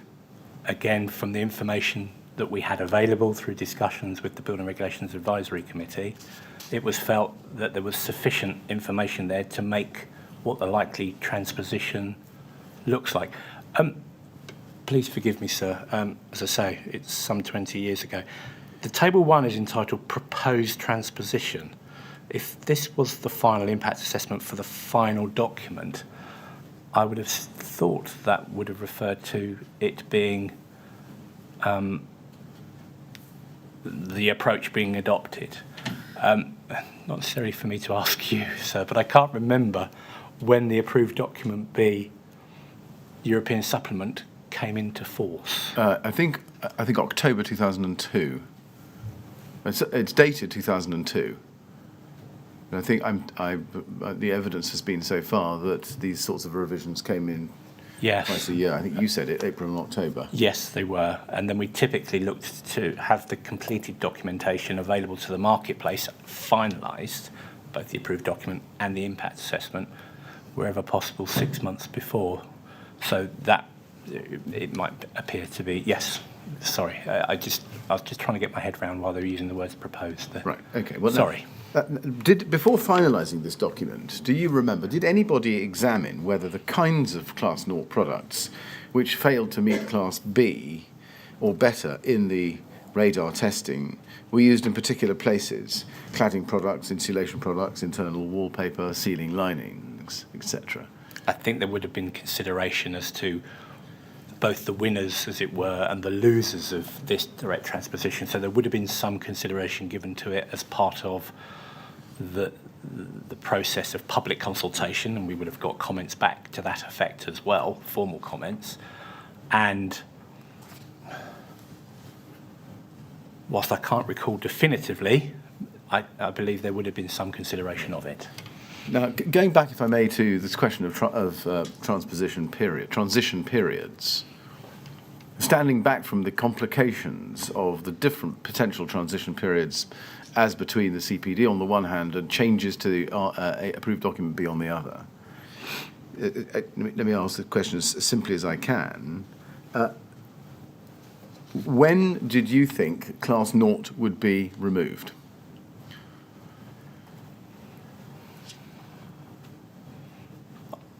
I wouldn't have had a date to mind, but there would have been a backdrop of understanding that all that was needed for CE marking, harmonised product standards and similar were in place, and time had been taken to ultimately ensure those products had time to undertake testing and similar.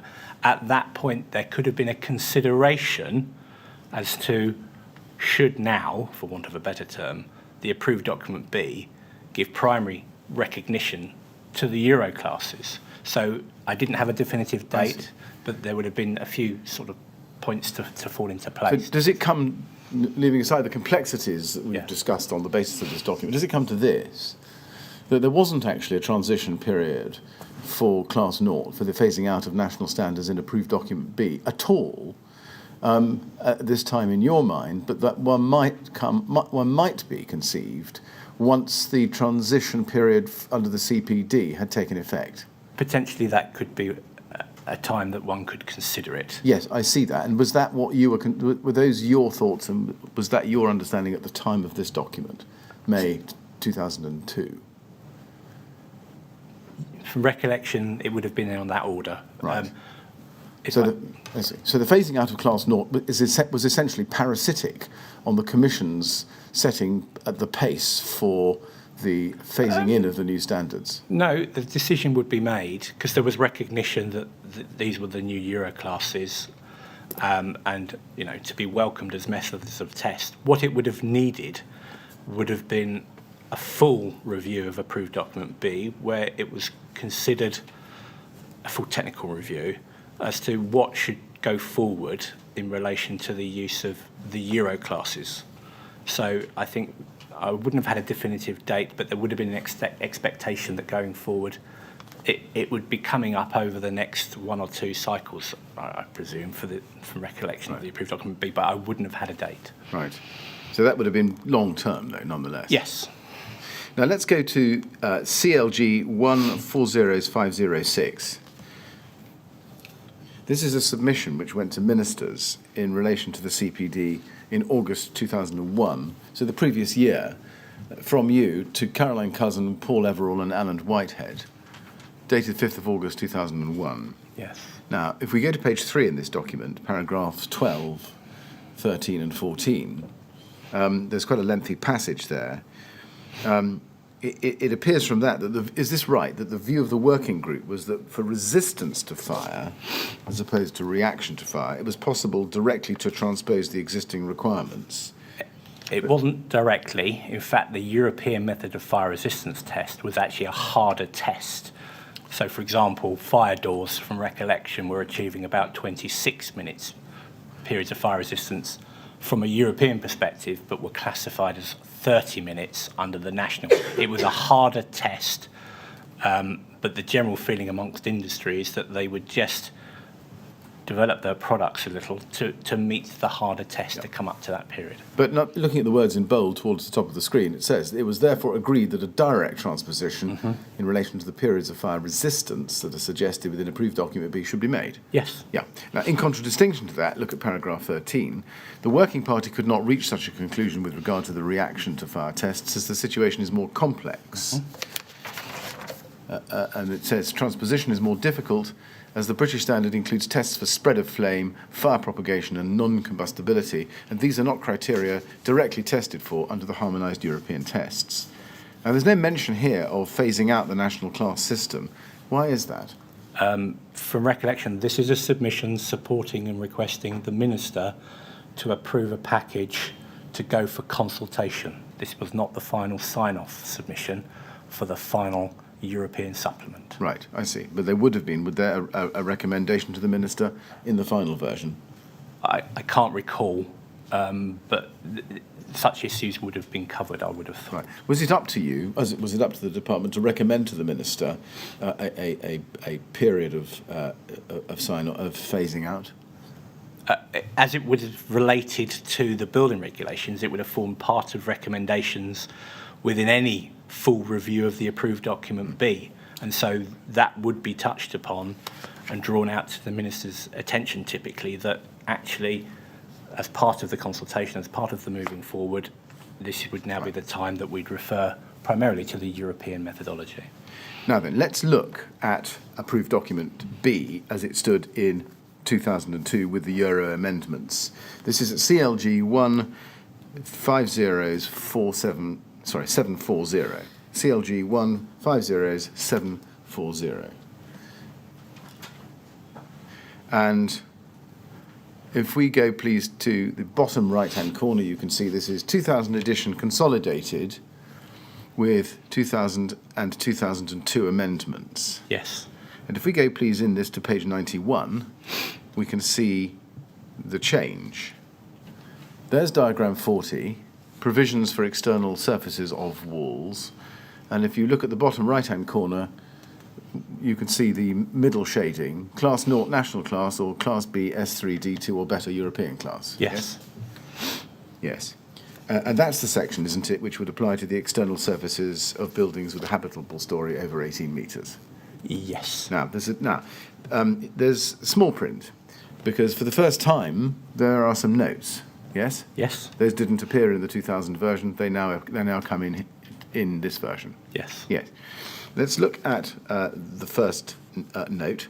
It says this. The national classifications do not automatically equate with the equivalent European classifications. Therefore, products cannot typically assume a European class unless they have been tested accordingly. Do you know who came up with that form of words? It would have been developed, but within that they would have been developed by those of us working on the approved document, and that would have fed into consideration of the BRAC working party. And forgive me because I can't recall that, if it was there at that point, would have gone out for public consultation as well. So it would have been actually, in effect, looked at within the working party. Right. Can you identify an individual who drafted that, or perhaps produced the first draft? It might have been officials. It might have been. I can't recall if Dr. Smith was actually assisting us with the writing of the document. She was there as an expert advisor. I can't recall, but it might have been officials that started with that and offered it to the working party. Which officials? Who were they? It would have been myself or Darren Hobbs, from recollection. Right. Now, Dr. Debbie Smith told us that she had been involved in the drafting and the discussion of this draft. She said that on day 236 at page 31. She called it an Aunt Sally, which was put up for discussion. Okay. If that's the right expression. But do you recall it that way? If you've confirmed to me that Debbie Smith was providing advice to the department in the preparation of this supplement, so if she said that she developed the first cut, I have no reason to question her. But nonetheless, I think your evidence is whoever actually produced the first edition or version of this note, you were involved in the drafting process. We would have been involved in the drafting process, and thereafter into the working party it would have gone. Now, this doesn't explain, does it, the complexities referred to in the RIA, the Regulatory Impact Assessment, or and the fact that the classifications don't mirror each other, does it? It doesn't here, no. It doesn't anywhere, does it? It might have done in the supporting covering submission that would have supported the consultation document. Well, it's not in. This is the final version as published. Yes. Yes, so the reader would not know that the classifications don't mirror each other. Okay, yes. I mean, it tells us, as you can see, that the claimed equivalence is not automatic. Yes. Now, these words say, don't they, that Class 0 is equivalent to Class B, but not automatically. In effect, yes. Why? The way I read it, the point getting across here was to say that you can't claim a Class B just because you've tested previously to Class 0 and vice versa, unless you've undertaken the appropriate tests to make those claims.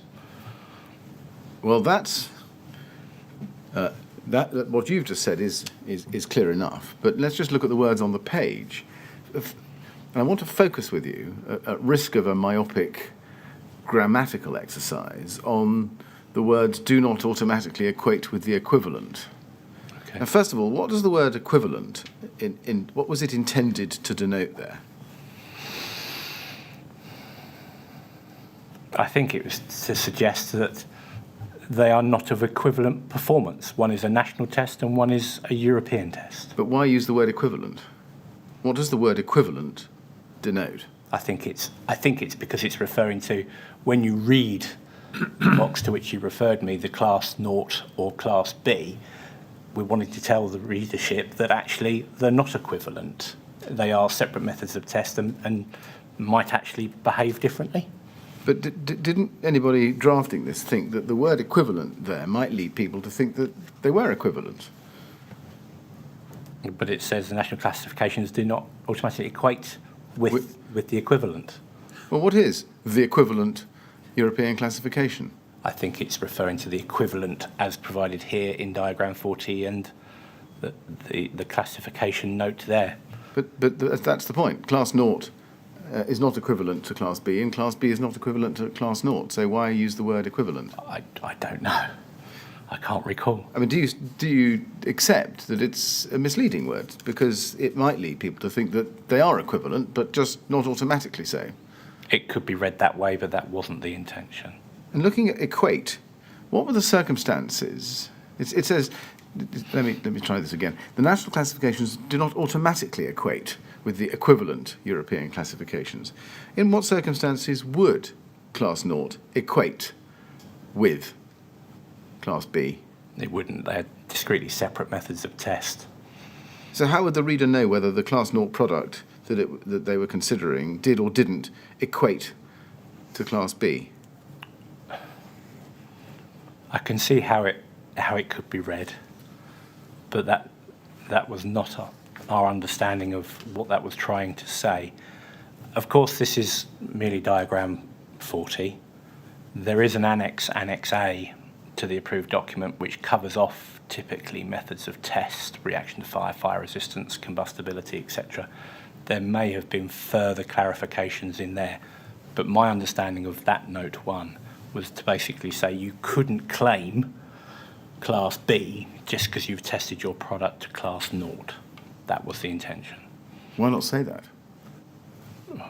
Sat here in hindsight, I can understand that, but all I can tell you is that this is what was developed and would have been discussed, and this is what we came forward with. And you say in that last answer, of course, this is merely diagram 40. What was mere about it? Diagram 40 is what is written in to what was then, I think, 13.5, which is the linear route to compliance. It is part of the linear route to compliance. Well, it's the linear route to compliance as an alternative, as the first of a number of alternatives, one being the full-scale test criteria to BR135 and the other being a holistic fire-engineered solution. There isn't any other way of complying, is there? There could be other ways to comply if you wanted to meet the functional requirements in some other way, but I agree that is, yes. Well, saying some other way isn't exactly guidance, is it? No, but it is understood that is the status of the functional requirements. Well, you can see the point I'm really trying to get from you, which is there's nothing mere about diagram 40. If it is what people are driven to look at and comply with, if they want to adopt the linear route to compliance with the functional requirement. Please accept my apologies for the turn of phrase of mere, but I believe I used it in the context that when referring back to Appendix A, there might be additional guidance here that would help you understand the classifications and actually the obligation where you wanted to claim a level of performance, you would have to test. So forgive me on using the word. Well, you may be right. I mean, scholars of approved document B, of which I am not, might agree or disagree with you. But where would the plain-speaking, ordinary person wanting to carry out the work know that in order to understand what lay underneath this lack of automatic equation with a non-equivalent, they would have to look somewhere else in approved document B? Yeah, I hear what you're saying, sir, but it was my understanding from what we've written there, what we were trying to say, that they do not equate to each other, and if you wish to lay claim, you'd have to test. Now, I mean, standing slightly back from the grammatical semantic exercise, you knew, I think, two things at this point. First, that the data set on which the quotes, unquotes, equivalence, I use that word in this context, had been based was small and unrepresentative of the range of products on the market. Are we talking about the radar work? The radar work. This was the 43? 64. 64 products. I'd suggest that's not insignificant, but yes, I acknowledge that there is a larger marketplace. Yes, and that Class Naught products could achieve, and indeed did achieve, ratings in the Euro norms as low as E. From recollection, yes. Yes. Nonetheless, did you have any concerns against that background about the inclusion in diagram 40 of the retention, about the retention of National Class Naught as a potential alternative to adoption of Class B? I did not have concerns at the time of retaining Class Naught. Why is that? Because it was the established methodology, and and what we were trying to do here, which was not a full technical review of approved document B, was to look at how we give visible recognition to the new European methodology. Now, you say you didn't have concerns because it was the established methodology. Mm-hmm. Is that a good reason? Because it's been there for a long time, we'll keep it. Typically, when we come forward with reviews, there'll be a relevant sort of scope or locus therein. And as I said, when we started discussing this particular part of my evidence, we were to bring about recognition to the new European methods of test. To do that, we had undertaken work with Warrington and the industry where they provided testing back to back to show where and how the various products might be classified and where they might sit. So this was all about giving visible recognition to the new European test methodology, offering classes for the purposes of the guidance offered in diagram 40, without bringing about undue market distortion. Now, of course, as we've seen already in your evidence from this morning, by this time, this is late 2002, you were aware of the results of the full-scale tests in CC 1924. Yes. And the performance of the ACM polyethylene core product in those tests. Yes. Where the flames had reached 20 metres, twice the height of the rig. Knowing that, did you not pause and ask yourself, well, is it really safe to continue to have Class Naught in here, where it's governing the external surfaces of walls above 18 metres? Again, from my perspective, again, not wanting to keep repeating, the Class Naught existed in diagram 40. There were provisions in place within the statutory guidance and the functional requirements that I would have believed that actually that was an acceptable route. What we were trying to do here at this time was to give recognition to the new European approach. That I understand. And you've made that, you've given that evidence already, and I'm not really asking you about that. What I am asking you about is this, that this was an occasion on which to come back to and examine Class Naught per se.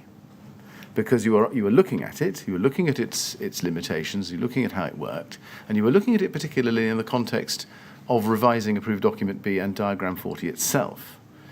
But you are now doing so, I'm suggesting to you, in the light of knowing the results of the CC 1924 test. Was this not the opportunity, knowing what you now knew with the empirical data about Class Naught, to have a good look at Class Naught and ask yourself, well, is it safe to continue to retain it, as opposed to going straight to Class B? No, I don't believe I had that thought. Right. And why is that? Because, again, this was there for the benefit of giving visible recognition to Euro Class B. Right. This had to go on into the document early on. There would be a large range of products that wouldn't actually have been tested in terms of the market. So by its own volition, that would have actually potentially brought about market distortion. And again, of relevance, I believe, is that we couldn't even at this point cite the revised BR 135 or the first part of BS 8414 Part 2 because they hadn't been published either. Did you give any thought, I understand that, did you give any thought to putting a warning into this revision, given that it was being revised, about ACM products with a PE core, specifically?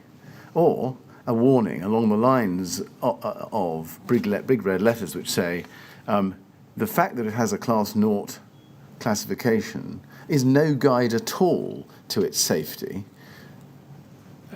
That's the last line of paragraph 13.5. Did you at the time look at it in the light of the 1924 tests and this revision exercise and ask yourself whether the ordinary reader of this guidance would consider that as a clear warning? Mr. Millett, could we kindly scroll up to the top of this diagram, please? Yes, absolutely. I'm so Thank sorry. you. You're quite right. You can't see it.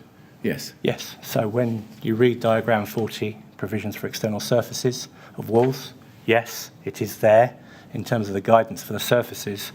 But the first point you come across is a reference back to paragraphs 13.5 and 13.6. It is. And therefore I suggest it would be unadvisable not to read that guidance. And it is that guidance in 13.5 which sets out the very point you make, that notwithstanding the surfaces here, achieving Class naught might still mean that they are potentially problematic as a product. I'm not sure that's right. Can we go back to page 90? You've picked up on the words 13.5 and 13.6. Sorry, I do apologise. Yeah. Let's take it more slowly. Yes. Because it's important we get your evidence right. Apologies. Go back to page 91. Now, at the very top left-hand corner, under the words diagram 40, you have quite rightly identified C paras 13.5 and 13.6. Let's look at those. If we go back a page to page 90. Yes, I was wrong. It's in 13.7, isn't it? 13.7. But of course, in terms of external surfaces, it would take you to this point. But again, reading with the approved document and similar, you'd have to follow the flow, and it would be 13.7 to which I was referring. So apologies. No, but no need to apologise. But doesn't that rather highlight the problem? That 13.5 and 13.6 are mutually referential. The reader of this might think that they didn't need to look at 13.7. If they felt that they were entering guidance in support of the approved document that was talking about external walls, I think it's highly unlikely they would just read 13.5 and 13.6. They have to take into account what they need to do to meet the building regulations, then immediately would move you into 13.7. And so I understand that could happen, but again, if it did happen, which is disappointing, at design and specification stage, then of course, if no consideration was given to the actual external wall construction, then I'm sure where relevant, that is something that through the application for building regulations approval, that would have been picked up.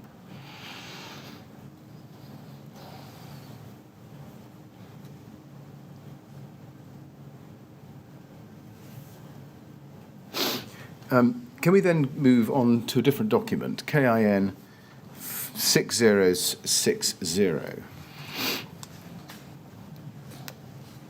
Now, this is a Kingspan technical bulletin, which has the title New European Fire Classification System, and then a big red stamp, The Plain Facts. And you can see right at the top right-hand corner, in very tiny print, it says May 2003. Yes. Have you ever seen this document before? I don't recall seeing it. Let's look together at page 5. And there's some text here about delay in implementation. And in the large red text on the left-hand side, there's a sentence which says, existing national fire standards are not set to be withdrawn for 5 to 10 years. Yes? Yes. And in the, well, first of all, was that correct as at May 2003? A date hadn't been determined for the purposes of building regulations. In terms of national standards, as I've explained, because we were dealing with some 400 national standards, in that overarching time, Yes, not all of them would be available and have gone through a period of coexistence. So this is, I think, referring to the end-to-end process of all of those national standards published by the BSI. I don't think that's referring necessarily to the building regulations. Right. Do you know where the 5 to 10 years comes from? Maybe there was an estimation of when they looked at the timetabling of publication of those national harmonised standards, that when they saw the likely timetable of when they entered and were published and the starts of periods of coexistence, 1, 2 or 3 years from recollection, to take that to the very end, that would mean it could be potentially 5 to 10 years, right. I presume. But that's just me thinking aloud. So. I see. Right. Yeah. Don't do that. Do the best you can with your recollection. But that is. That might be given where they were with the harmonised standards. Right. That could have been the sorts of figures that people might have perceived it would take in terms of time. Now, in the text underneath it, it says the Euroclass system and the fire test standards that underpin it are not being introduced on the same timescale as the product standards. Existing national fire standards are not set to be withdrawn for 5 to 10 years. Furthermore, HM government has stated that it will not implement the new Euroclass system until the industry is ready to adopt it. Had the government made that statement, as far as you are aware, by May 2003? I believe government, there would have been statements made that actually the market would need to be prepared and ready. Whether they made it quite that way, I can't recall. Did it accurately reflect the government's position at any stage?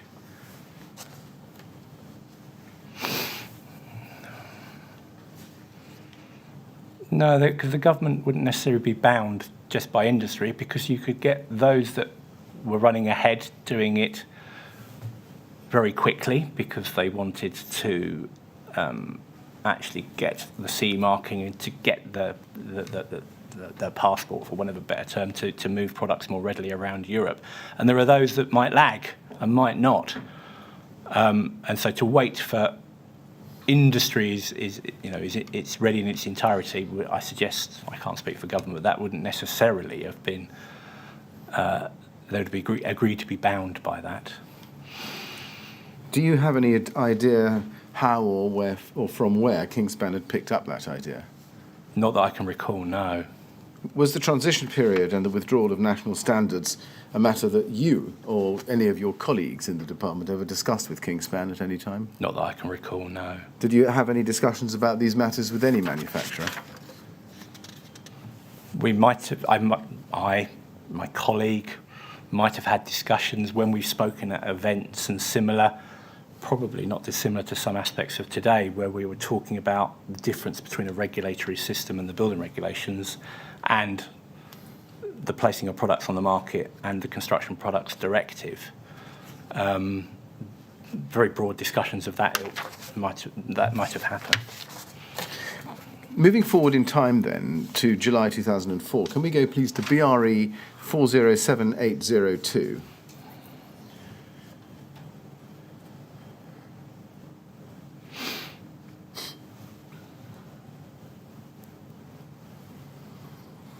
BRE 407802. This is a milestone progress report from the BRE to the department, by now I think called the ODPM, and it's for the period 1st October 2003 to the 16th of July 2004, and it's approved by Debbie Smith, as you can see on the first page. Yes.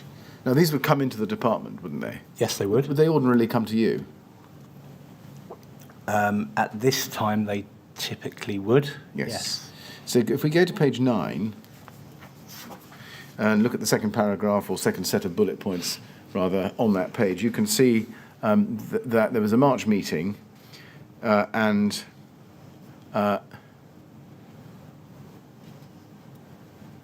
it says on page 9 there, the progress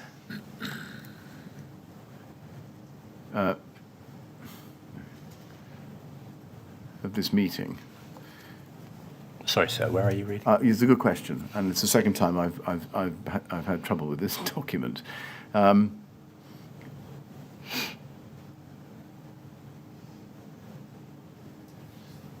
Yes.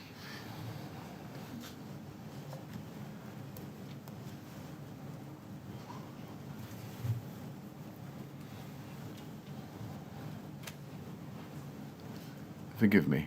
No, not at all, sir. If it helps at all, I believe from recollection, EMV 1187. I found it. Oh, okay. Sorry, page 8. It's my fault. I think it's what you might call a transposition error.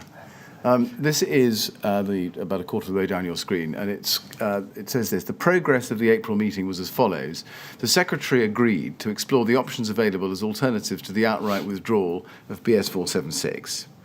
Now, I want to give you the context of this. This is, if you go back a page to page 7, FSH 22 fire resistance tests. Yep. And that's, as you can see, what it says halfway down your screen. Yes. If we go back to page 8 and the first indent there and the first bullet point, was this in relation to reaction to fire or in relation to resistance to fire? If it was FSH 22, I presume it would be resistance to fire, from recollection. Were the exploration of alternatives being carried out in relation to reaction to fire? Sorry, could you... Yes. Was reaction to fire also the subject of discussion about withdrawal? Yes, I would have thought they would have been. Right. Now let's go to page 13, which might help a bit better. If we go to page 13, third full paragraph on the page, and this is 2 after the heading FSH 21. Yes? You can see at the top of the page Yes. FSH 21 4. Yes. And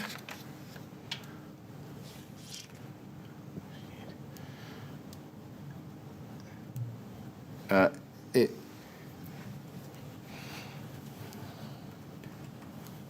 we go back a page to page 12, you'll see a paragraph FSH 21, and 2 lines under that, or 2 paragraphs under that, a commercial need was seen. Do you see that? Sorry, just... yes, thank you. A commercial need was seen for the continuing availability of the BS 476 standards in relation to business outside Europe, and this is being discussed with B12 fire coordination, the preferred option being to declare them obsolescent. In the case of Part 6, a modification will be needed to replace asbestos board, likely to be unavailable from the end of 2004. Any development work would need to be done by the test laboratories themselves. Now, were you conscious of any such commercial need? From recollection, this is a discussion within BSI. BSI, being the national standards body, would be obligated that when they published a harmonised product standard, subject to reaching the period of coexistence, they would have to typically withdraw any conflicting national standards. And I believe this is referring to the point that when that point is hit, there would be this obligation, but recognising that national standards, that is the BS 476 series, were used beyond the UK shores. There were other countries around the world that were using BS 476. And it might have also been sort of recognition that there are a number of products that wouldn't ultimately be covered by a harmonised product standard, and what could you do for those products? But that is just me sat here interpreting what you've shown me. So I think it was recognition, what do we do about those countries that still want to use 476 outside of Europe? Reading that. Right. Now, Mr. Chairman, we're shortly before 4:30, and I'm about to go to a different document, but we're some way away from the end of this topic. We might do best to stop at that point. I was going to suggest we should, Yes. because I'm not going to finish this witness this evening in any No, event. can you give me any idea of how long you might need to be with him tomorrow? Certainly the morning, I'm afraid. Certainly the morning. Right. Well, Probably into the afternoon as well, all right. I'm afraid. Well, Mr. Bird, I'd hoped that we might finish your evidence today, and no doubt you had as well. But I'm afraid we haven't managed it, so I'm going to have to ask you to come back again tomorrow. And it sounds to me as though we might finish by lunchtime, but we might not. So can you make arrangements accordingly, please? Yes, I will, sir. All right, well then we'll stop at that point and we'll resume, please, at 10 o'clock tomorrow. And as before, please don't talk to anyone about your evidence or anything relating to it. Okay, thank you, sir. Thank you very much.